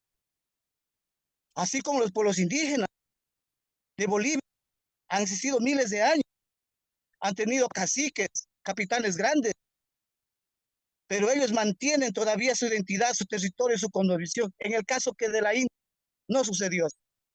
El pueblo indígena de Kailasa ya no cuenta por la persecución política y religiosa que sufrió durante miles de años. Pero eso no quita de que se reagrupe y decidan continuar con su legado ancestral. Ese derecho es un derecho internacional, es un derecho humano, es un derecho natural, que nadie puede arrancar o cercenar la ancestralidad de cada pueblo. Y eso es Kailasa. Nadie le puede quitar el derecho de lograr durante todo el proceso de que se constituya como tal en un estado. Eso es un derecho que nadie lo puede negar. Obviamente que en este proceso van a suceder muchas cosas de persecución. Pongámonos un ejemplo, hagamos una analogía. Veamos el estado atípico de Roma. Es un estado atípico romano. Lo que aspira Kailasa al ser un estado de aquí a muchos años. ¿Por qué? Porque goza de legitimidad ancestral, porque sus reinos originarios y ancestrales están en la India, que fueron perseguidos y extinguidos, pero existe el pueblo que ha retomado esos principios y esa cosmovisión de aquellos pueblos y se han organizado. Ese es un derecho innato que nadie puede negar.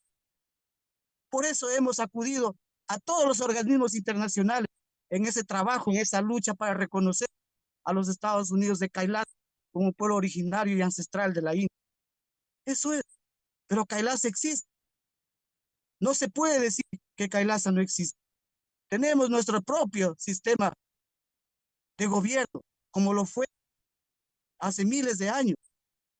Nuestro propio idioma, nuestra propia religión o cosmovisión. Eso es Kailasa. También dice que Kailasa es una secta. Totalmente equivocados. ¿Quién puede definir el concepto o definición de secta? Entonces quiere decir que todas las religiones del mundo son una secta. No, señores, tenemos que aprender a respetar el derecho a la libertad de conciencia y de pensamiento. Cualquier ciudadano puede adorar o creer en lo que crea, en lo que considere para él su deidad o su Dios. En el caso de Kailasa, son gente espiritual que cree en el cosmos, que cree que todo el universo, que todos los seres humanos que viven en el planeta Tierra somos el Dios realmente. Y que queremos que la gente, como un ser humano innato, reconozca esos valores como individuo que tiene en su corazón, en su mente, en su actuar, sin hacer el daño a los demás. Eso es lo que es Kailasa. No es una secta. No cobramos por dar una misa. No cobramos por bautizar un niño. No cobramos por hacer actividades religiosas. Todo lo que Kailasa da, lo da gratis. Porque así debe ser la humanidad. La gratuidad, la humanización de los actos de los seres humanos es lo que importa. Entonces, esa tergiversación, esa mala información que han salido por TikTokers, que no saben lo que dicen, que no investigan, que lo único que quieren es fama, han destruido y han calumniado y han injuriado a los Estados Unidos de Kailasa. Y eso nosotros vamos a demostrar con el tiempo. Lo que sucede es que, de acuerdo a los principios de Kailasa, no son un pueblo beligerante, son un pueblo amistoso, que por eso no ha salido a reclamar. Pero esta vez ya es demasiado, por cuanto que se han vulnerado los derechos universales de nuestros sannyasi. Y esa es la aclaración que debemos hacer y que se lo haga para todas las personas del planeta Tierra, porque hay mucha mala información y mucha mala tergiversación a KAILASA, sin que KAILASA ha hecho nada. Que KAILASA ha comprado una isla en Galápagos, en Ecuador. Las islas no se pueden comprar, es patrimonio cultural de la humanidad. Toda esa información es realizada por TikTokers que no tienen nada que hacer, que se dedican a tener fama a través de estos medios digitales. Pueden hacer lo que sea, pero para poder hablar de algo tan importante como KAILASA, se tiene que investigar e ir a la fuente. Estoy a las órdenes para las preguntas que estimen necesarias.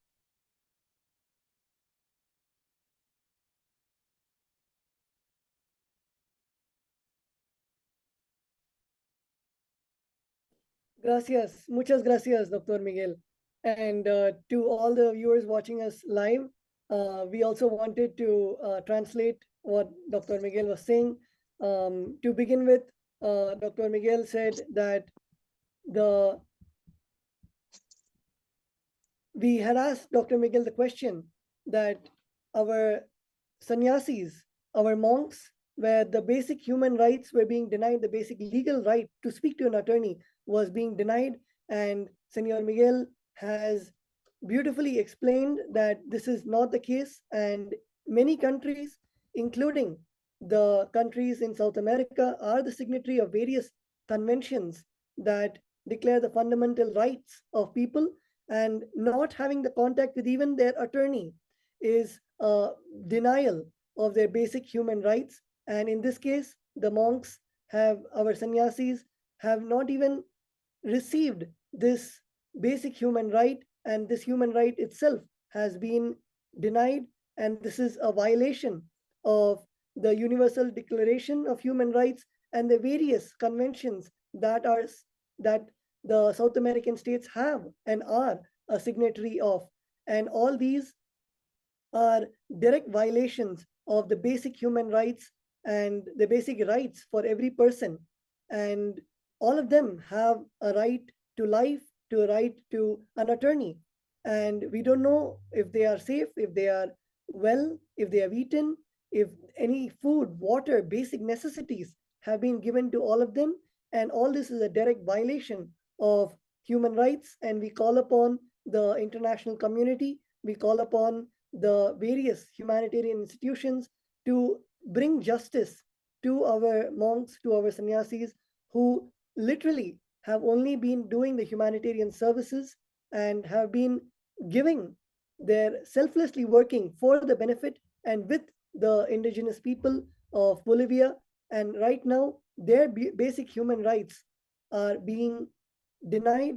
And our sannyasis, Senator Miguel has said that we are going to initiate legal action at an international level and notify the international community of the human rights violations which are happening to the Hindu monks, the human rights violation that is being committed against our monks, being committed against the monks of KAILASA and the indigenous people of Bolivia. And he explained also that every citizen has the right to freely travel, and this basic human right of the restriction of movement is being denied for our sannyasis right now. And they have not committed any crime, they have not committed any offense, and it is just the direct persecution from the deep state of illegally withholding our monks, illegally detaining our monks, our sannyasis. And we call upon the international community to condemn what is happening against our sannyasis, our international monks. And Senor Miguel also expanded about the various comments that are going on in and around social media that KAILASA is not a state. Senor Miguel said that as per the various laws of self-determination and various other laws of the international law, KAILASA is a state as per international law, just like how the indigenous nations in the various parts of South America are the original indigenous nations. Same way, in the part of self-determination.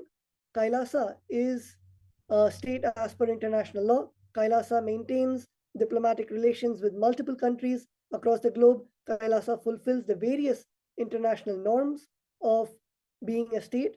And Senor Miguel also said that there are various accusations that Kailasa is trying to fraud the indigenous people, but Kailasa has only been working with the indigenous community, and in fact the indigenous community also is in agreement with Kailasa and is thankful for Kailasa to come and to help them provide the humanitarian services in perpetuity. And Kailasa has been working with the indigenous nations, and we don't just last, our humanitarian aid does not last just 30 or 40 years. And as brothers and sisters of indigenous people, as Kailasa, one of the founding members of the United Ancient Nations intergovernmental organization standing for indigenous people at the international level, Kailasa provides the humanitarian services for thousands of years to support our indigenous brothers and sisters worldwide. And Kailasa is not here to appropriate their lands or natural resources. Kailasa is spiritual, Kailasa is religious, Kailasa is completely non-violent and lives in harmony with the nature, not to destroy, but to preserve the nation, to preserve the indigenous customs, to maintain our cultural identity, to maintain our diversity in culture, our customs, our language. And Kailasa works towards preserving and defending the rights of the indigenous people, preserving the customs, the culture of indigenous people worldwide. And when Kailasa is doing all of this, our monks, our sannyasis are doing all of this illegally. They have been detained and there is no response. And our attorneys are trying to reach our monks, our attorneys are trying to be in contact, but still we are not able to get in contact with our monks who have been illegally kept in custody, who have been detained, and there is no court order, there are no charges, there are no offenses, they have not committed anything illegal, they've only been doing the humanitarian services. And as per the basic laws and rights of the human rights, they have been only working tirelessly for giving the humanitarian aid for the indigenous people in Bolivia. And while they've been doing all this, they have been now inhumanly treated, and completely their basic rights have been violated.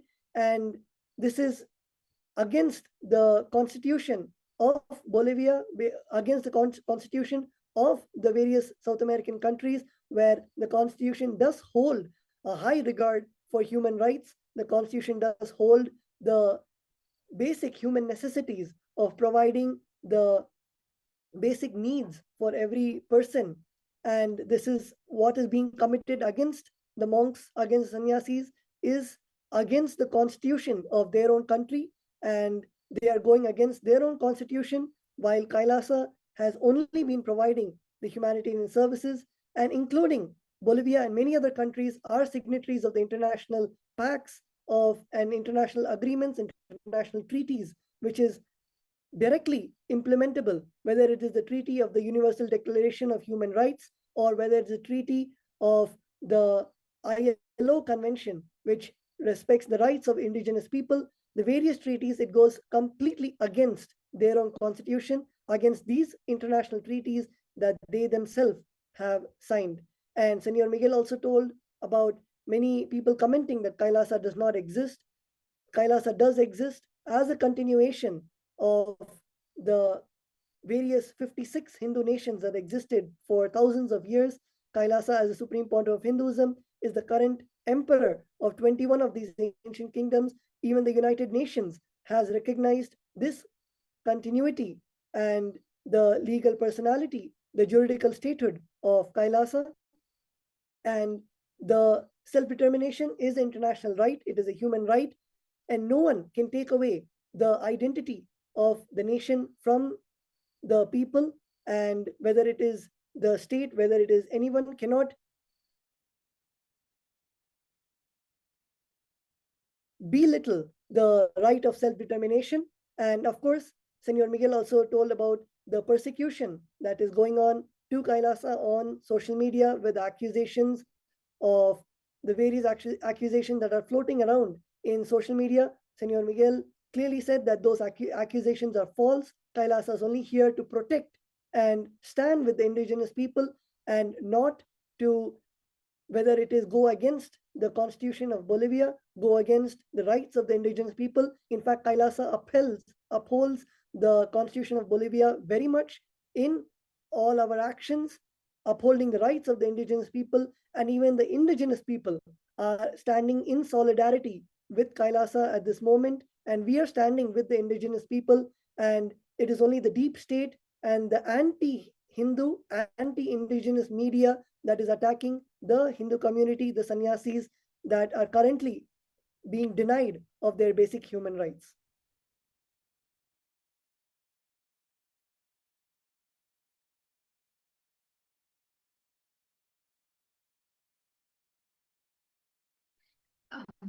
Thank you so much, Senor Miguel. And because what right now the lawyer, Senor Miguel, had highlighted is very important, and I'd like to reiterate it. And I see so many people right now as we talk. I see so many tweets, so many people actively posting on social media. So many Hindus are coming together, and so many people from around the world are coming together. In fact, I see a lot of people from the South America that are joining here with us, that are also talking about the contributions and services that Kailasa Swamiji has been doing. And one important point that I'd like to highlight once again on what Senor Miguel had mentioned now is about how the sannyasis there, all the monks are being detained illegally without any kind of a explanation whatsoever. And like he said, that just based upon the hate speech, racist, anti-indigenous, racist hate speech that is being spread by Hindu-phobic the media channels, which are completely orchestrated by the deep state, are spreading false news and hate speech, because of which all monks are being attacked by the mob. And today, up until now, are able to get in touch with our monks, with our sannyasis there on ground. And Senor Miguel had highlighted also about how this persecution, this is a persecution that is happening, and each time that for the services that Kailasa has been doing, like he beautifully mentioned, is also how all the indigenous groups are standing together with Kailasa, and anyone that is coming, anyone that is standing up is also facing the attack. And like he said, and I'd like to quote him, he said, you go and ask any of the indigenous people and they will tell you the same of what service that Kailasa has been doing. Just as we talk, if any of you, as all the people that are listening, you all can post your thoughts, tweet your thoughts with the hashtag. Hashtag is projected here for all of you. Please take a moment. We request all of you to take to Twitter, share with us, let us know what you think. Hashtag Kailasa Indigenous Nation attacked. And please post your questions also to us. If any of you have any questions that you would like to ask or anything specific that you would like to highlight, please take a moment, and we request all of you to please share with us or ask your questions and we can address them. Now, I just have one very important thing that I wanted to highlight. As we are talking, we also have some of the on-ground lawyers who are, even they are voicing out in their channels also directly about covering the attack that is happening. We want to just show you a small clip of how the attack is happening. I'm just going to show all of us can see here the kind of attack that what exactly they face. And like you're seeing here, this is the boat, literally all of them running and attacking. And a very important fact being,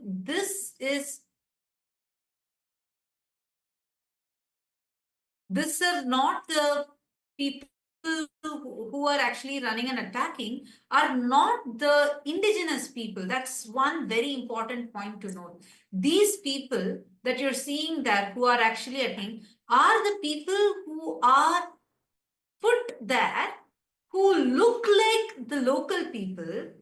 See, the way how the attacks are usually done on the indigenous people has always been with a pattern. Actually, as I'm talking, you can see the various attorneys that are voicing out against this persecution, against this attack. You can see them talking, giving a clarity and sharing about what is the actual truth, what is exactly the real picture which the Hindu music, Hindu phobic media is trying to hide. You can see here, our monks are going where? We don't even know.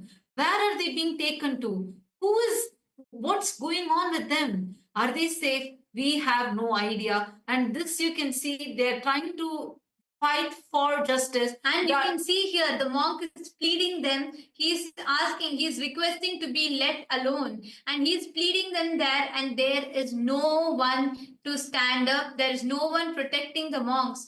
And here we can see there are the news channels here who are also telling about the persecution and the attack that currently our monks are facing. And here you can see the people covering on ground, and they have our female monks.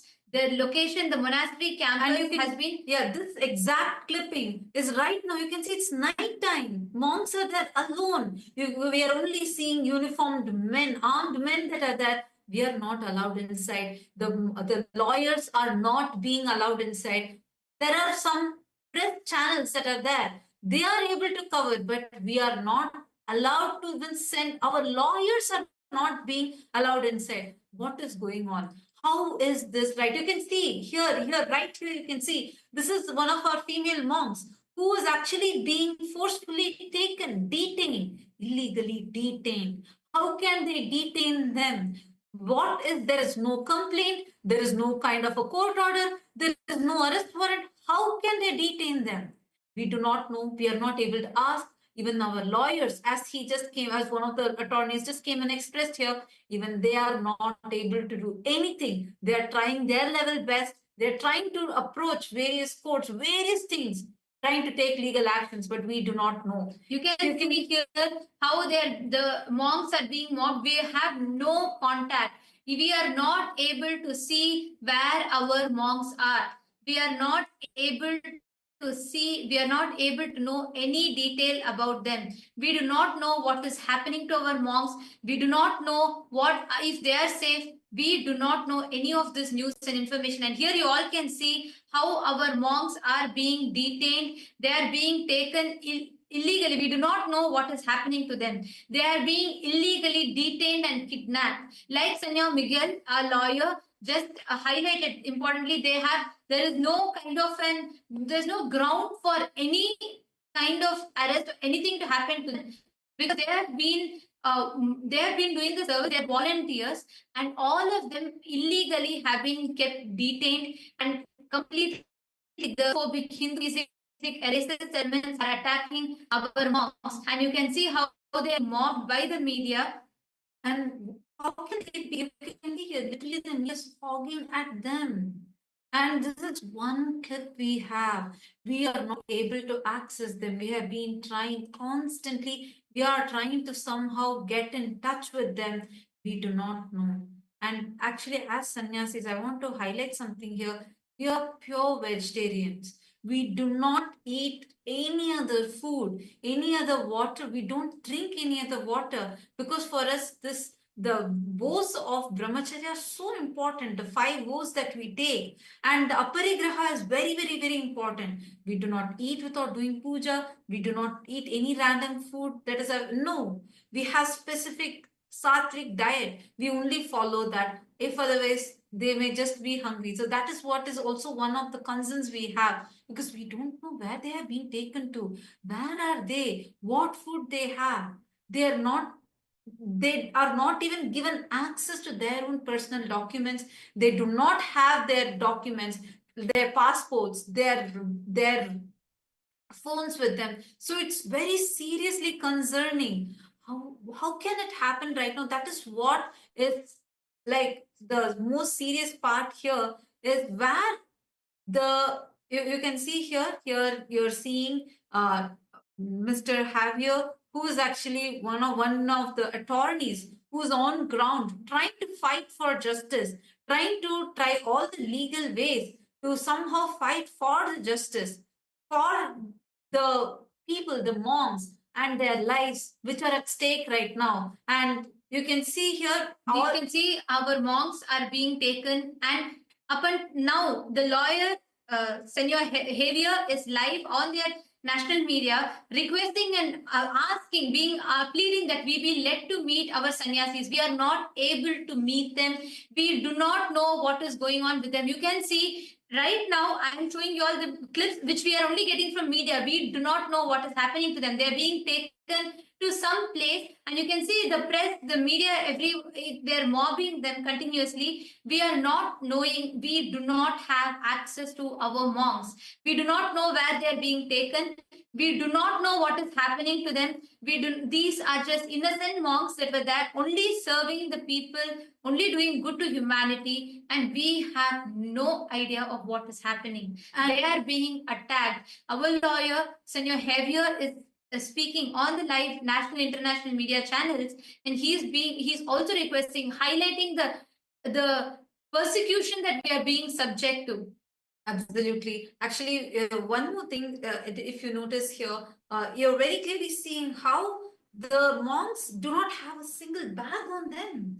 They're not carrying anything. Hey, this is a different country. We are going out of our sovereign lands to help the other indigenous communities, and the indigenous communities have been so warm, welcoming us, actually grateful for all the work that Kailasa has been doing. And you can see here, this is currently we do not know what is happening with these people. This is all the our people that are being held hostage over there. We do not have any communication. They are not even allowed to touch any of their own documents. Everything, one by one, all their bags are being taken away. There are people there everywhere, and this is what is really and we are not able to access our monks. They are all being detained. We do not know what is happening to our monks. We have been trying, we are not able to get in touch, and you can see they are completely surrounded by armed men. We have no clue. Our lawyers are not able to get in touch. Our lawyers are not able to communicate to them. We do not know what is happening. Actually, you can very clearly see this location is completely different from this other location. Like I was mentioning earlier, these are hundreds of miles apart, completely different locations. This is one location that we were able to collect the visual, and before this we got one more location which we showed you the visual of, and before that we showed you the boat visual. All these are different places, and everywhere they're identifying our sannyasis, they're identifying our people, and this is not just our people, any of the indigenous people and the indigenous people who are supporting the others. So these type of people are being targeted, and all of them are suddenly, they're just disappearing from the world because all communications are lost. And we are at this situation right now. Till now, this is going on for the last few days, and today it's gone to the peak where absolutely communication is cut off, and we need to raise our voice to actually amplify our voices to really be able to reach them, to really be able to see what's actually happening. Are they safe? These are women, and all of these are men, armed men. What is going on there? What are these people? And you need to know, we asked several times, who are these people? What rights do they have to come and ask us this? Who are they? Can they show us any documents? Can they show us any IDs? We couldn't get anything from them. Till now, we have not gotten anything. So actually, these are some of the very concerning points that we have. And we request all of you to please take a minute and share this, voice this out. Ma Atmarupa is posting saying this is a completely total nonsense. Exactly. And Ma Nithya Atmarupa, it's right now, the way it's happening, there's no logical sense. There's no justification someone can even give. What is going on? Is this a joke? This is something where, like,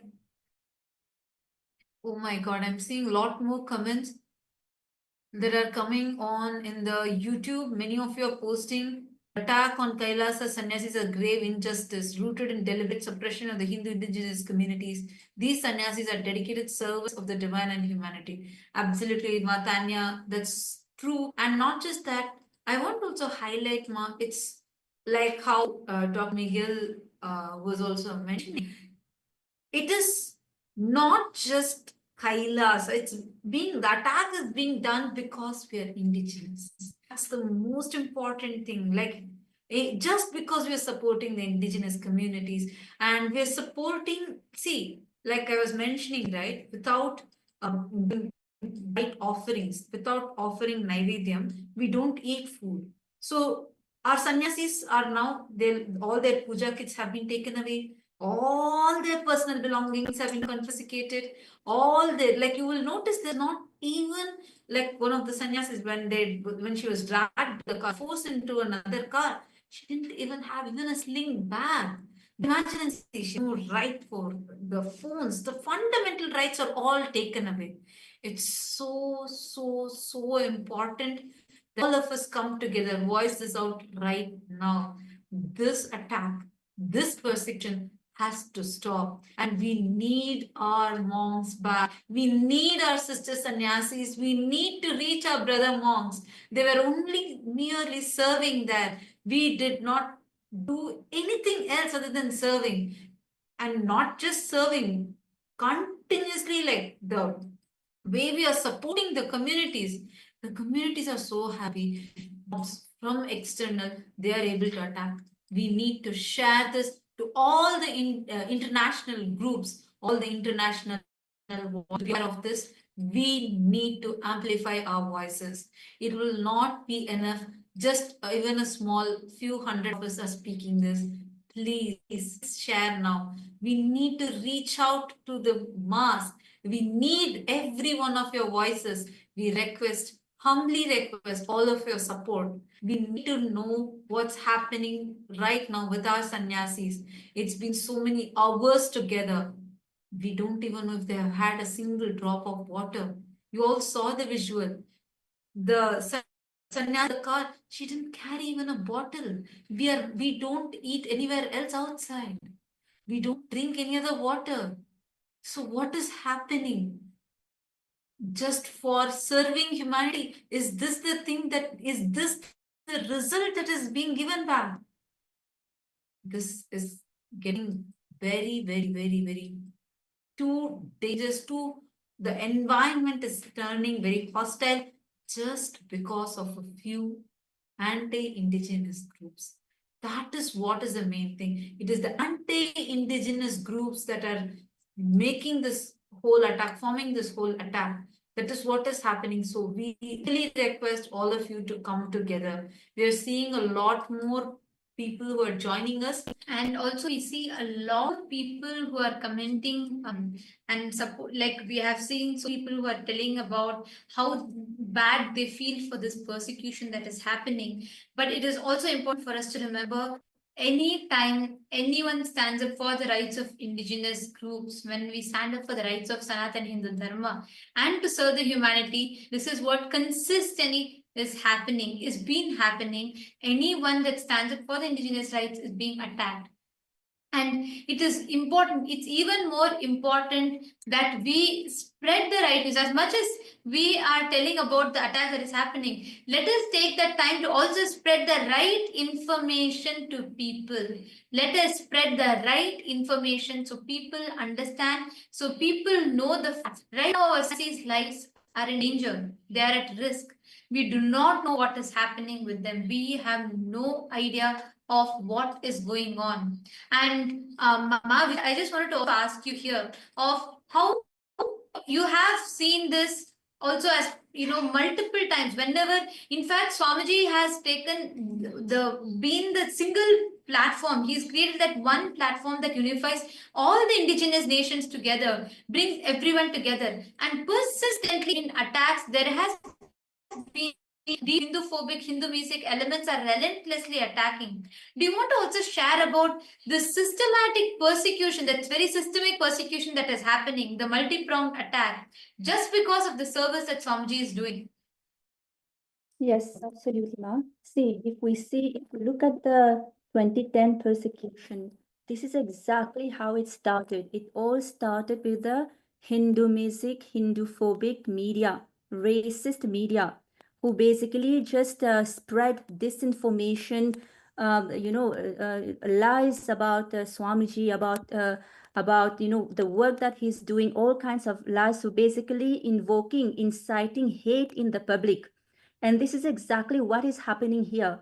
The Hindu music, the Hindu-phobic, the racist, the anti-indigenous media is, telling all sorts of lies without doing any kind of fact checking, basically going through their own ethics, through going against the ethics of journalism, not doing any fact checking, and just spreading lies, and not even getting the the counter story.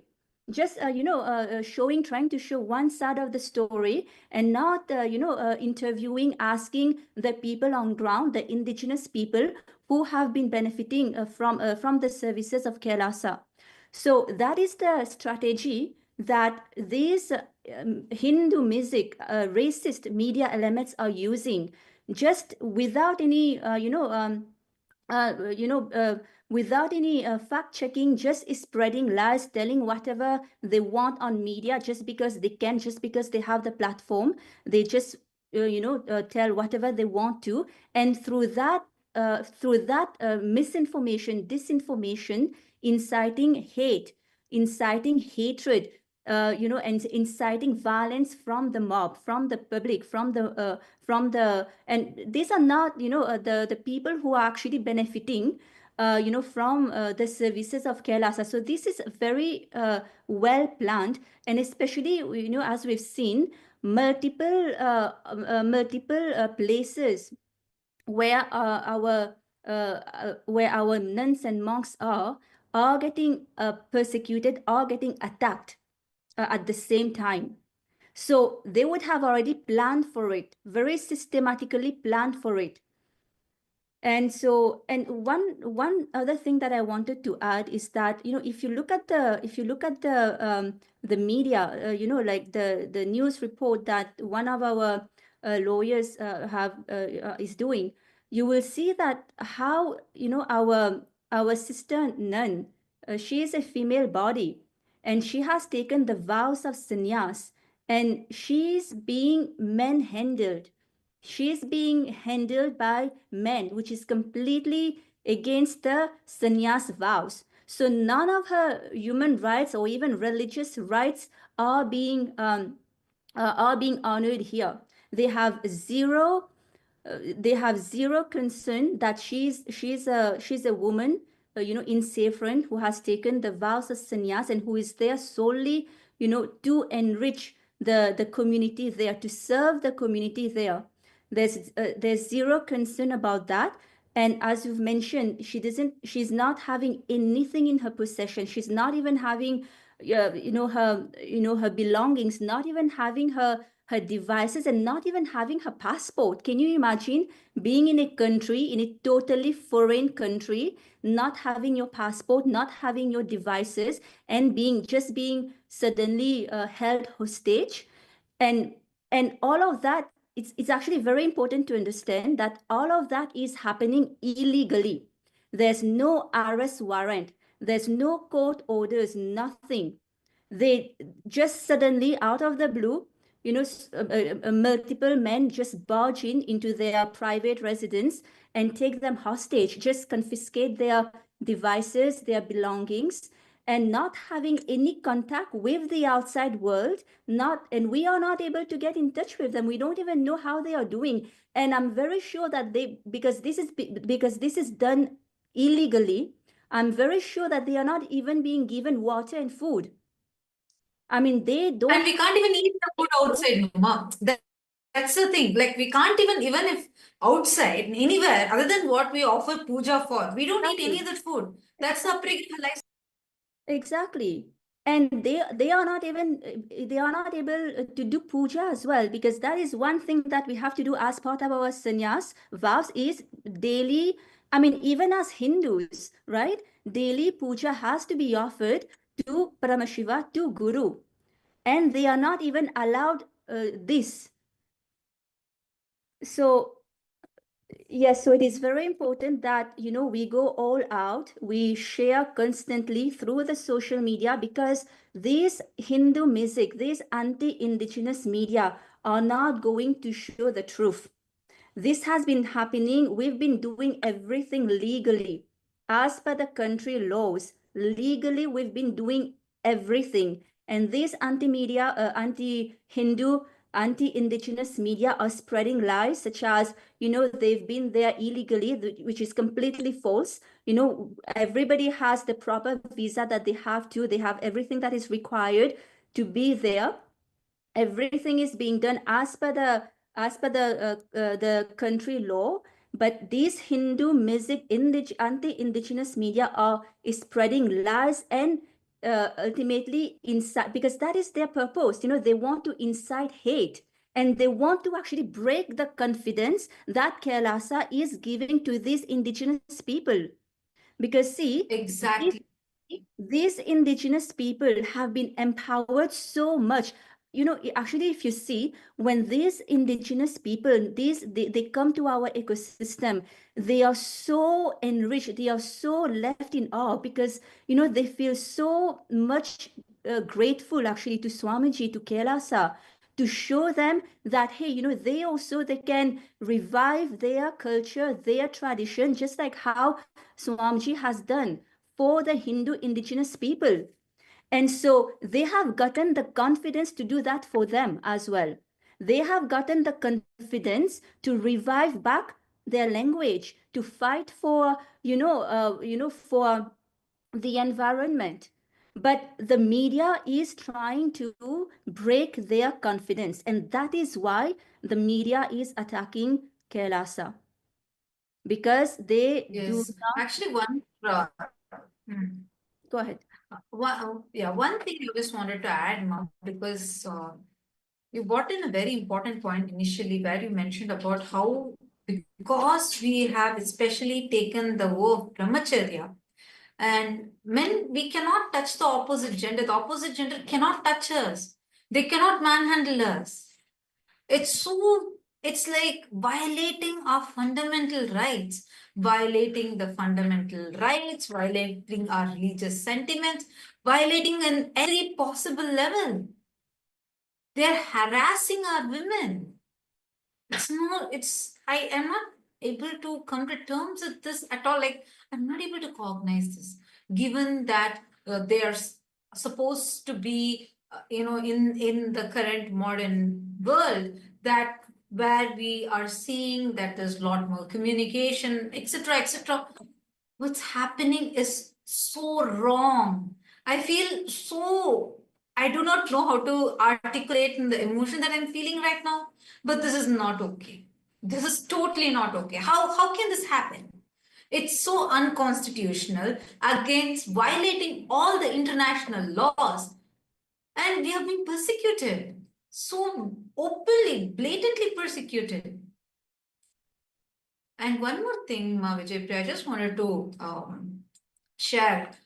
Little today morning, Eastern Standard Time morning, where all of a sudden everything was going normal, where the all our female sannyasis are actually offering the pujas and the rituals, and they were also teaching, supporting classes. They were conducting classes of supporting the women over there, and doing counseling. All of a sudden, with no prior notice, all of a sudden there were uniformed officials that just barged in. And when our people asking like, who are you? Why are you coming in? What are you here for? And they didn't give us any straight answer. And even the people, the community people, the indigenous community people, etc., who tried to come and ask them, saying, "Who are you?" They completely silenced them, put them out of the very campus, and they blocked the campus from all sides. And immediately, our female sannyasis were frantically trying to make calls to the local police, to the lawyers, trying to get in touch with all of us. And all of a sudden, they said, we actually exactly do not know what the police told or what the armed men told. We do not know that part, because it was exactly at that time, suddenly the whole communications stopped. And only through the media reports we got to know that they had confiscated everything, and these people were not allowed to contact anyone outside. These people, the monks that were there, the monks are of various different nationalities, their first nation being Kailasa, and they all had come together only to serve people. Their whole motto was to serve people, just help them as in all possible ways. And till date, not a single penny has been taken as a charge for anything. It's all about giving, giving, giving, like what this is Swamiji's mission, right? To give to humanity, to contribute to humanity. And so they tried explaining, even some of the indigenous people came to support us as well. Many of the community members tried to support them, saying that to the armed men and men in uniform, telling them that, look, these people are only here doing services. And by then, our lawyers had also had reached there, and two of the attorneys had reached there, but the police completely blocked them out. There were henchmen, there were men in uniform, all of them signed together, and they allowed only the press and media to go in. It's so unlawful, unconstitutional, violating the fundamental human rights.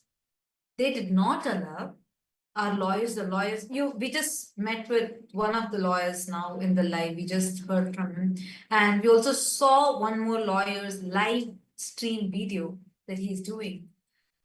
So when the lawyers tried to get in, and the attorneys somehow tried to access the people and to try to communicate with the police, they were also blocked. They were completely blocked or not let inside.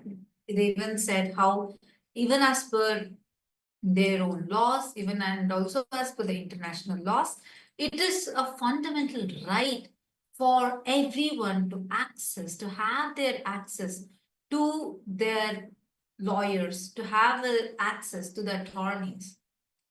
Still they were denied. Like, we have the right to remain silent with until we have a legal representative, right? This is an international law. But they completely denied the legal representatives to even meet the people. The people from inside are saying, no, just let us go, let us go. And all of them are women on the inside. This is a women monastery. And they had completely surrounded the campus. These armed men it's all men. They surrounded the campus of the female monastery, and they did not allow any of them to step out. So it was very difficult, like till now I've not been able to reach them. That's what is very, very, very, very disturbing for me. They've even been denied to contact their consulate or embassy, let alone contacting their lawyers. But as other countries' citizens who are there legally in that country, they were not even allowed to contact their consulate or embassies. And again, it is worth repeating again, all that is done so illegally, without any arrest warrant, without any legal documentation. They are just, whenever they want, they just barge in and just take them away. There's no accountability. And now we don't even know where they are. We actually don't know where they are. That is the most shocking. We don't know where they are. And that is so concerning. Just imagine, right? You leave behind your entire life and you decide to take sannyas just because to serve the people, to serve the humanity. And just suddenly, you know, they decide to just barge in and take all their belongings, their passport, everything away. And they are taken in a place where they don't even know what that place is. And they are in a completely foreign country. So that is extremely shocking. And that is, you know, that is extremely terrifying, you know, to live, to be in that situation. And I mean, I can't imagine what they are going through right now. It must be absolutely horrible, not having any water, not having any food, not having any belongings, nothing with them, in a completely unknown place, and not knowing who are the people around them. I mean, these are deep state people. If they are doing things illegally, they are people who are, these are deep state anti-Hindu, anti-Mesic, anti-Indigenous elements. So we don't know, I mean, you know, there's, you know, we don't know if their rights, I mean, of course, their rights, human rights are not being upheld. We've already seen that. We absolutely don't know what they are going through right now, what they are doing to them, especially being handled by men, what these men, right now, what they are doing to them, especially being yes, they're just kidnapped. Our monks of Sovereign Order of Kailasa are kidnapped. They're kidnapped right now. That is the exact word. It's They are a being very difficult situation. Not being able to, we have not been able to access them. We do not know what is happening. It is extremely concerning. Just think, like you said, Ma, so many women, and they're just innocent monks who are only there to serve the people. We don't know what's happening with them. Our male sannyasis, the female monks, we do not know where they are. We do not know what they are doing. They have been kidnapped. They have been illegally detained. There is no permission. There is no authority. Whatever is happening to them is illegal. There is no grounds, legal grounds, moral grounds, humanitarian grounds. On no any of these levels, it's not fair, to say the least. Because what's happening to them right now, it's completely violating their fundamental human right. They are not allowed access to lawyers. They are not allowed to have access. They're not allowed to speak to their lawyers. None of this has been allowed, and they've all been illegally taken away somewhere. We do not know where they have gone. Actually, this is one more thing, Ma Vijaypriya and Manityan. The one thing this reminds me of is, when we were doing a detailed, deep study on how the indigenous nations have all been attacked. Many of the indigenous communities have literally been wiped off. They don't exist anymore because they've been brutally attacked, persecuted. And the pattern in which they do is like always, there is the Western aggressors who have the anti-indigenous aggressors who somehow want to break these indigenous communities. So what they do is they identify some of the people who are looking like the local indigenous, and they brainwash those people. So and they make them to go and attack. Are you understanding? This has been a pattern. So at that situation, we can't see the difference between the attackers and the attacked. So when we can't see the difference, who is the person who's attacking? Because we all look similar. If you see there, it'll feel like, oh, is it the indigenous people or is it some other henchman? You will not know the difference, but because they all look alike. This is the very strategic thing that they do, where they get the henchmen who look similar to this community, and it'll look like, oh, some internal conflict is going on for any outsider. If you see that video, like the visual we just showed, it's immediately possible that you may assume, oh, it's some internal thing going on, but no. Actually, the indigenous communities, many members we don't even know where they are. We don't know, many of them have not been traceable, and the last 48 hours have been, it's in a panic mode, and last 24 hours, it's been heightened more, like a very heated state right now, which is scary. Really, really, really scary. So this is what is happening as a, oh my God, I don't even know how to That is tell, what the, because now we're witnessing that pattern. that is what the media, that is the strategy that the the Hindu music, anti-indigenous media is trying to do, right? It's trying to show the public that these indigenous people themselves are against Kailasa, which is totally not true, right? Because then that is a way not to get any sympathy from from the public, to show that Kailasa here is the bad guy, right? So that is all the, and see, what right do they have to do that, right? I mean, again, there's no accountability to their actions. I mean, who's going to make them accountable for their actions, for spreading lies like that, which is so harmful for the local population, because that is denying the local population, so many resources that Kailasa is bringing to them. And these are the same people who are coming towards Kailasa and asking for Kailasa's help.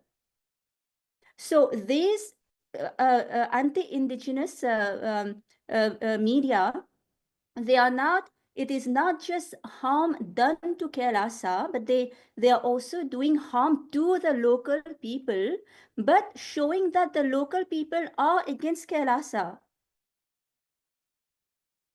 So Exactly. Actually, that is the most important thing for people to notice and remember. I just wanted to highlight what you were saying, because people, unfortunately, what the media shows is a completely false picture, but they gaslight the people itself to believe that, oh, the whole public is infuriated, which is actually, I just wanted to share in this regard, that even yesterday, when the monks, like we showed, they were all boat trapped, and the few women and the families who were being served by Kailasa, the indigenous communities, they actually came forward. They said they requested the mob to stop attacking them. So one of our sannyasis had fainted on the ground because of not drinking water and no food, nothing whatsoever, and he was asking, continuously requesting to be allowed to at least drink water, and he was not allowed, and he fainted on the ground. So immediately the indigenous communities, they rushed forward and they wanted to give some water. And they requested the mob to stop attacking, and they all came and stood in front of the mob to protect. Every single one of them were attacked. And they gaslighted everyone around. The mob was screaming to show, no, we don't want you, we don't want you. But there's so many people are actually saying, no, we are standing for you, we are supporting for you, supporting Kailasa. And this is how it is so manipulated on the media. And everyone who are seeing this live right now, you all should share these facts. We should request and we should write to the government. We should ask them. We should request on humanitarian grounds. What is happening to us is unfair. It's a persecution. It's a blatant of human rights. Actually, all the viewers that are watching this live right now, we request all of you to share this directly. Please share it with the mayors and the government itself, so they also know how these racist, anti-indigenous terrorists are attacking us. Please, I'm seeing also that Gevache Hossein has posted, monks didn't drop their vows because in these situations they can't do their rituals routine and they followed the vows. The responsibility of the mob, absolutely. That is why our monks fainted. Our monk fainted there. And he was denied food, denied even water. It's scorching heat. He was standing there. And the thing is, they were not attacked when they are, in the place where all the people, the indigenous people who are there, who were all served by Kailasa, that community, that was not the place where they were attacked, because if they're attacked, then the indigenous people are going to come to support. No, the attack was very strategic. They were waiting till our monks actually went in a boat. So they went away from this community area. They had to go to another town by boat to get vegetables and groceries for cooking to serve the indigenous people. So they were waiting to go to that boat. They go into that boat and somehow go to that place. So as they were going, in between their boat got stopped. Are you understanding? It's very, very like, oh my God, what level conspiracy this is, what level of attack.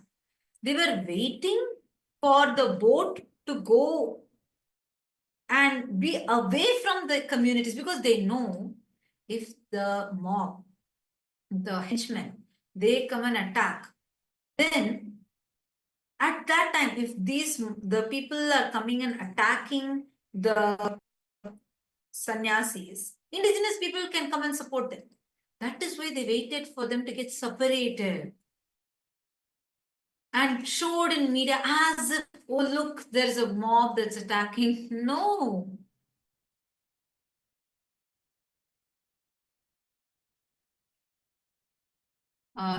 Terapia Na Rede has posted, Nithyanandam, some of the people in photos are my friends and then went to the Paramashivoham, which I was getting ready to participate. I am very worried. I live in Brazil.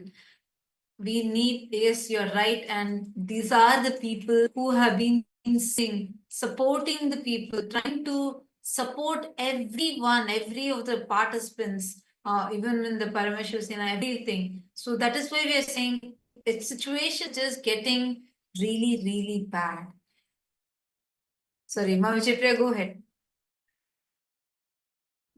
No, I just wanted to share that it is very, very important that all the viewers understand the gravity of the situation. It is an extremely bad situation in which our nuns and monks are in right now. We don't even know if they are alive. We've not been able to reach out to them at all. We don't know where they are. So this is, a request to all the viewers to actively reach out to all the mayors, to all the government officials, and tell them what persecution we are going through, and which is completely illegal. Again, there's been no arrest warrant. Suddenly, they are just taken hostage. They are just kidnapped when their only motive was to do good to the society there. So it is very, very, very, very important that we understand this and we actively reach out without delay to all the government officials in the country, all the mayors, and make them understand what kind of persecution is happening. So yes, that's what I wanted to add. Absolutely. I'm also seeing comment in comment by Terapia Na Rede. Sorry, I hope I'm pronouncing your name right. They're saying maybe it's time to use my law degree for the benefit. Exactly.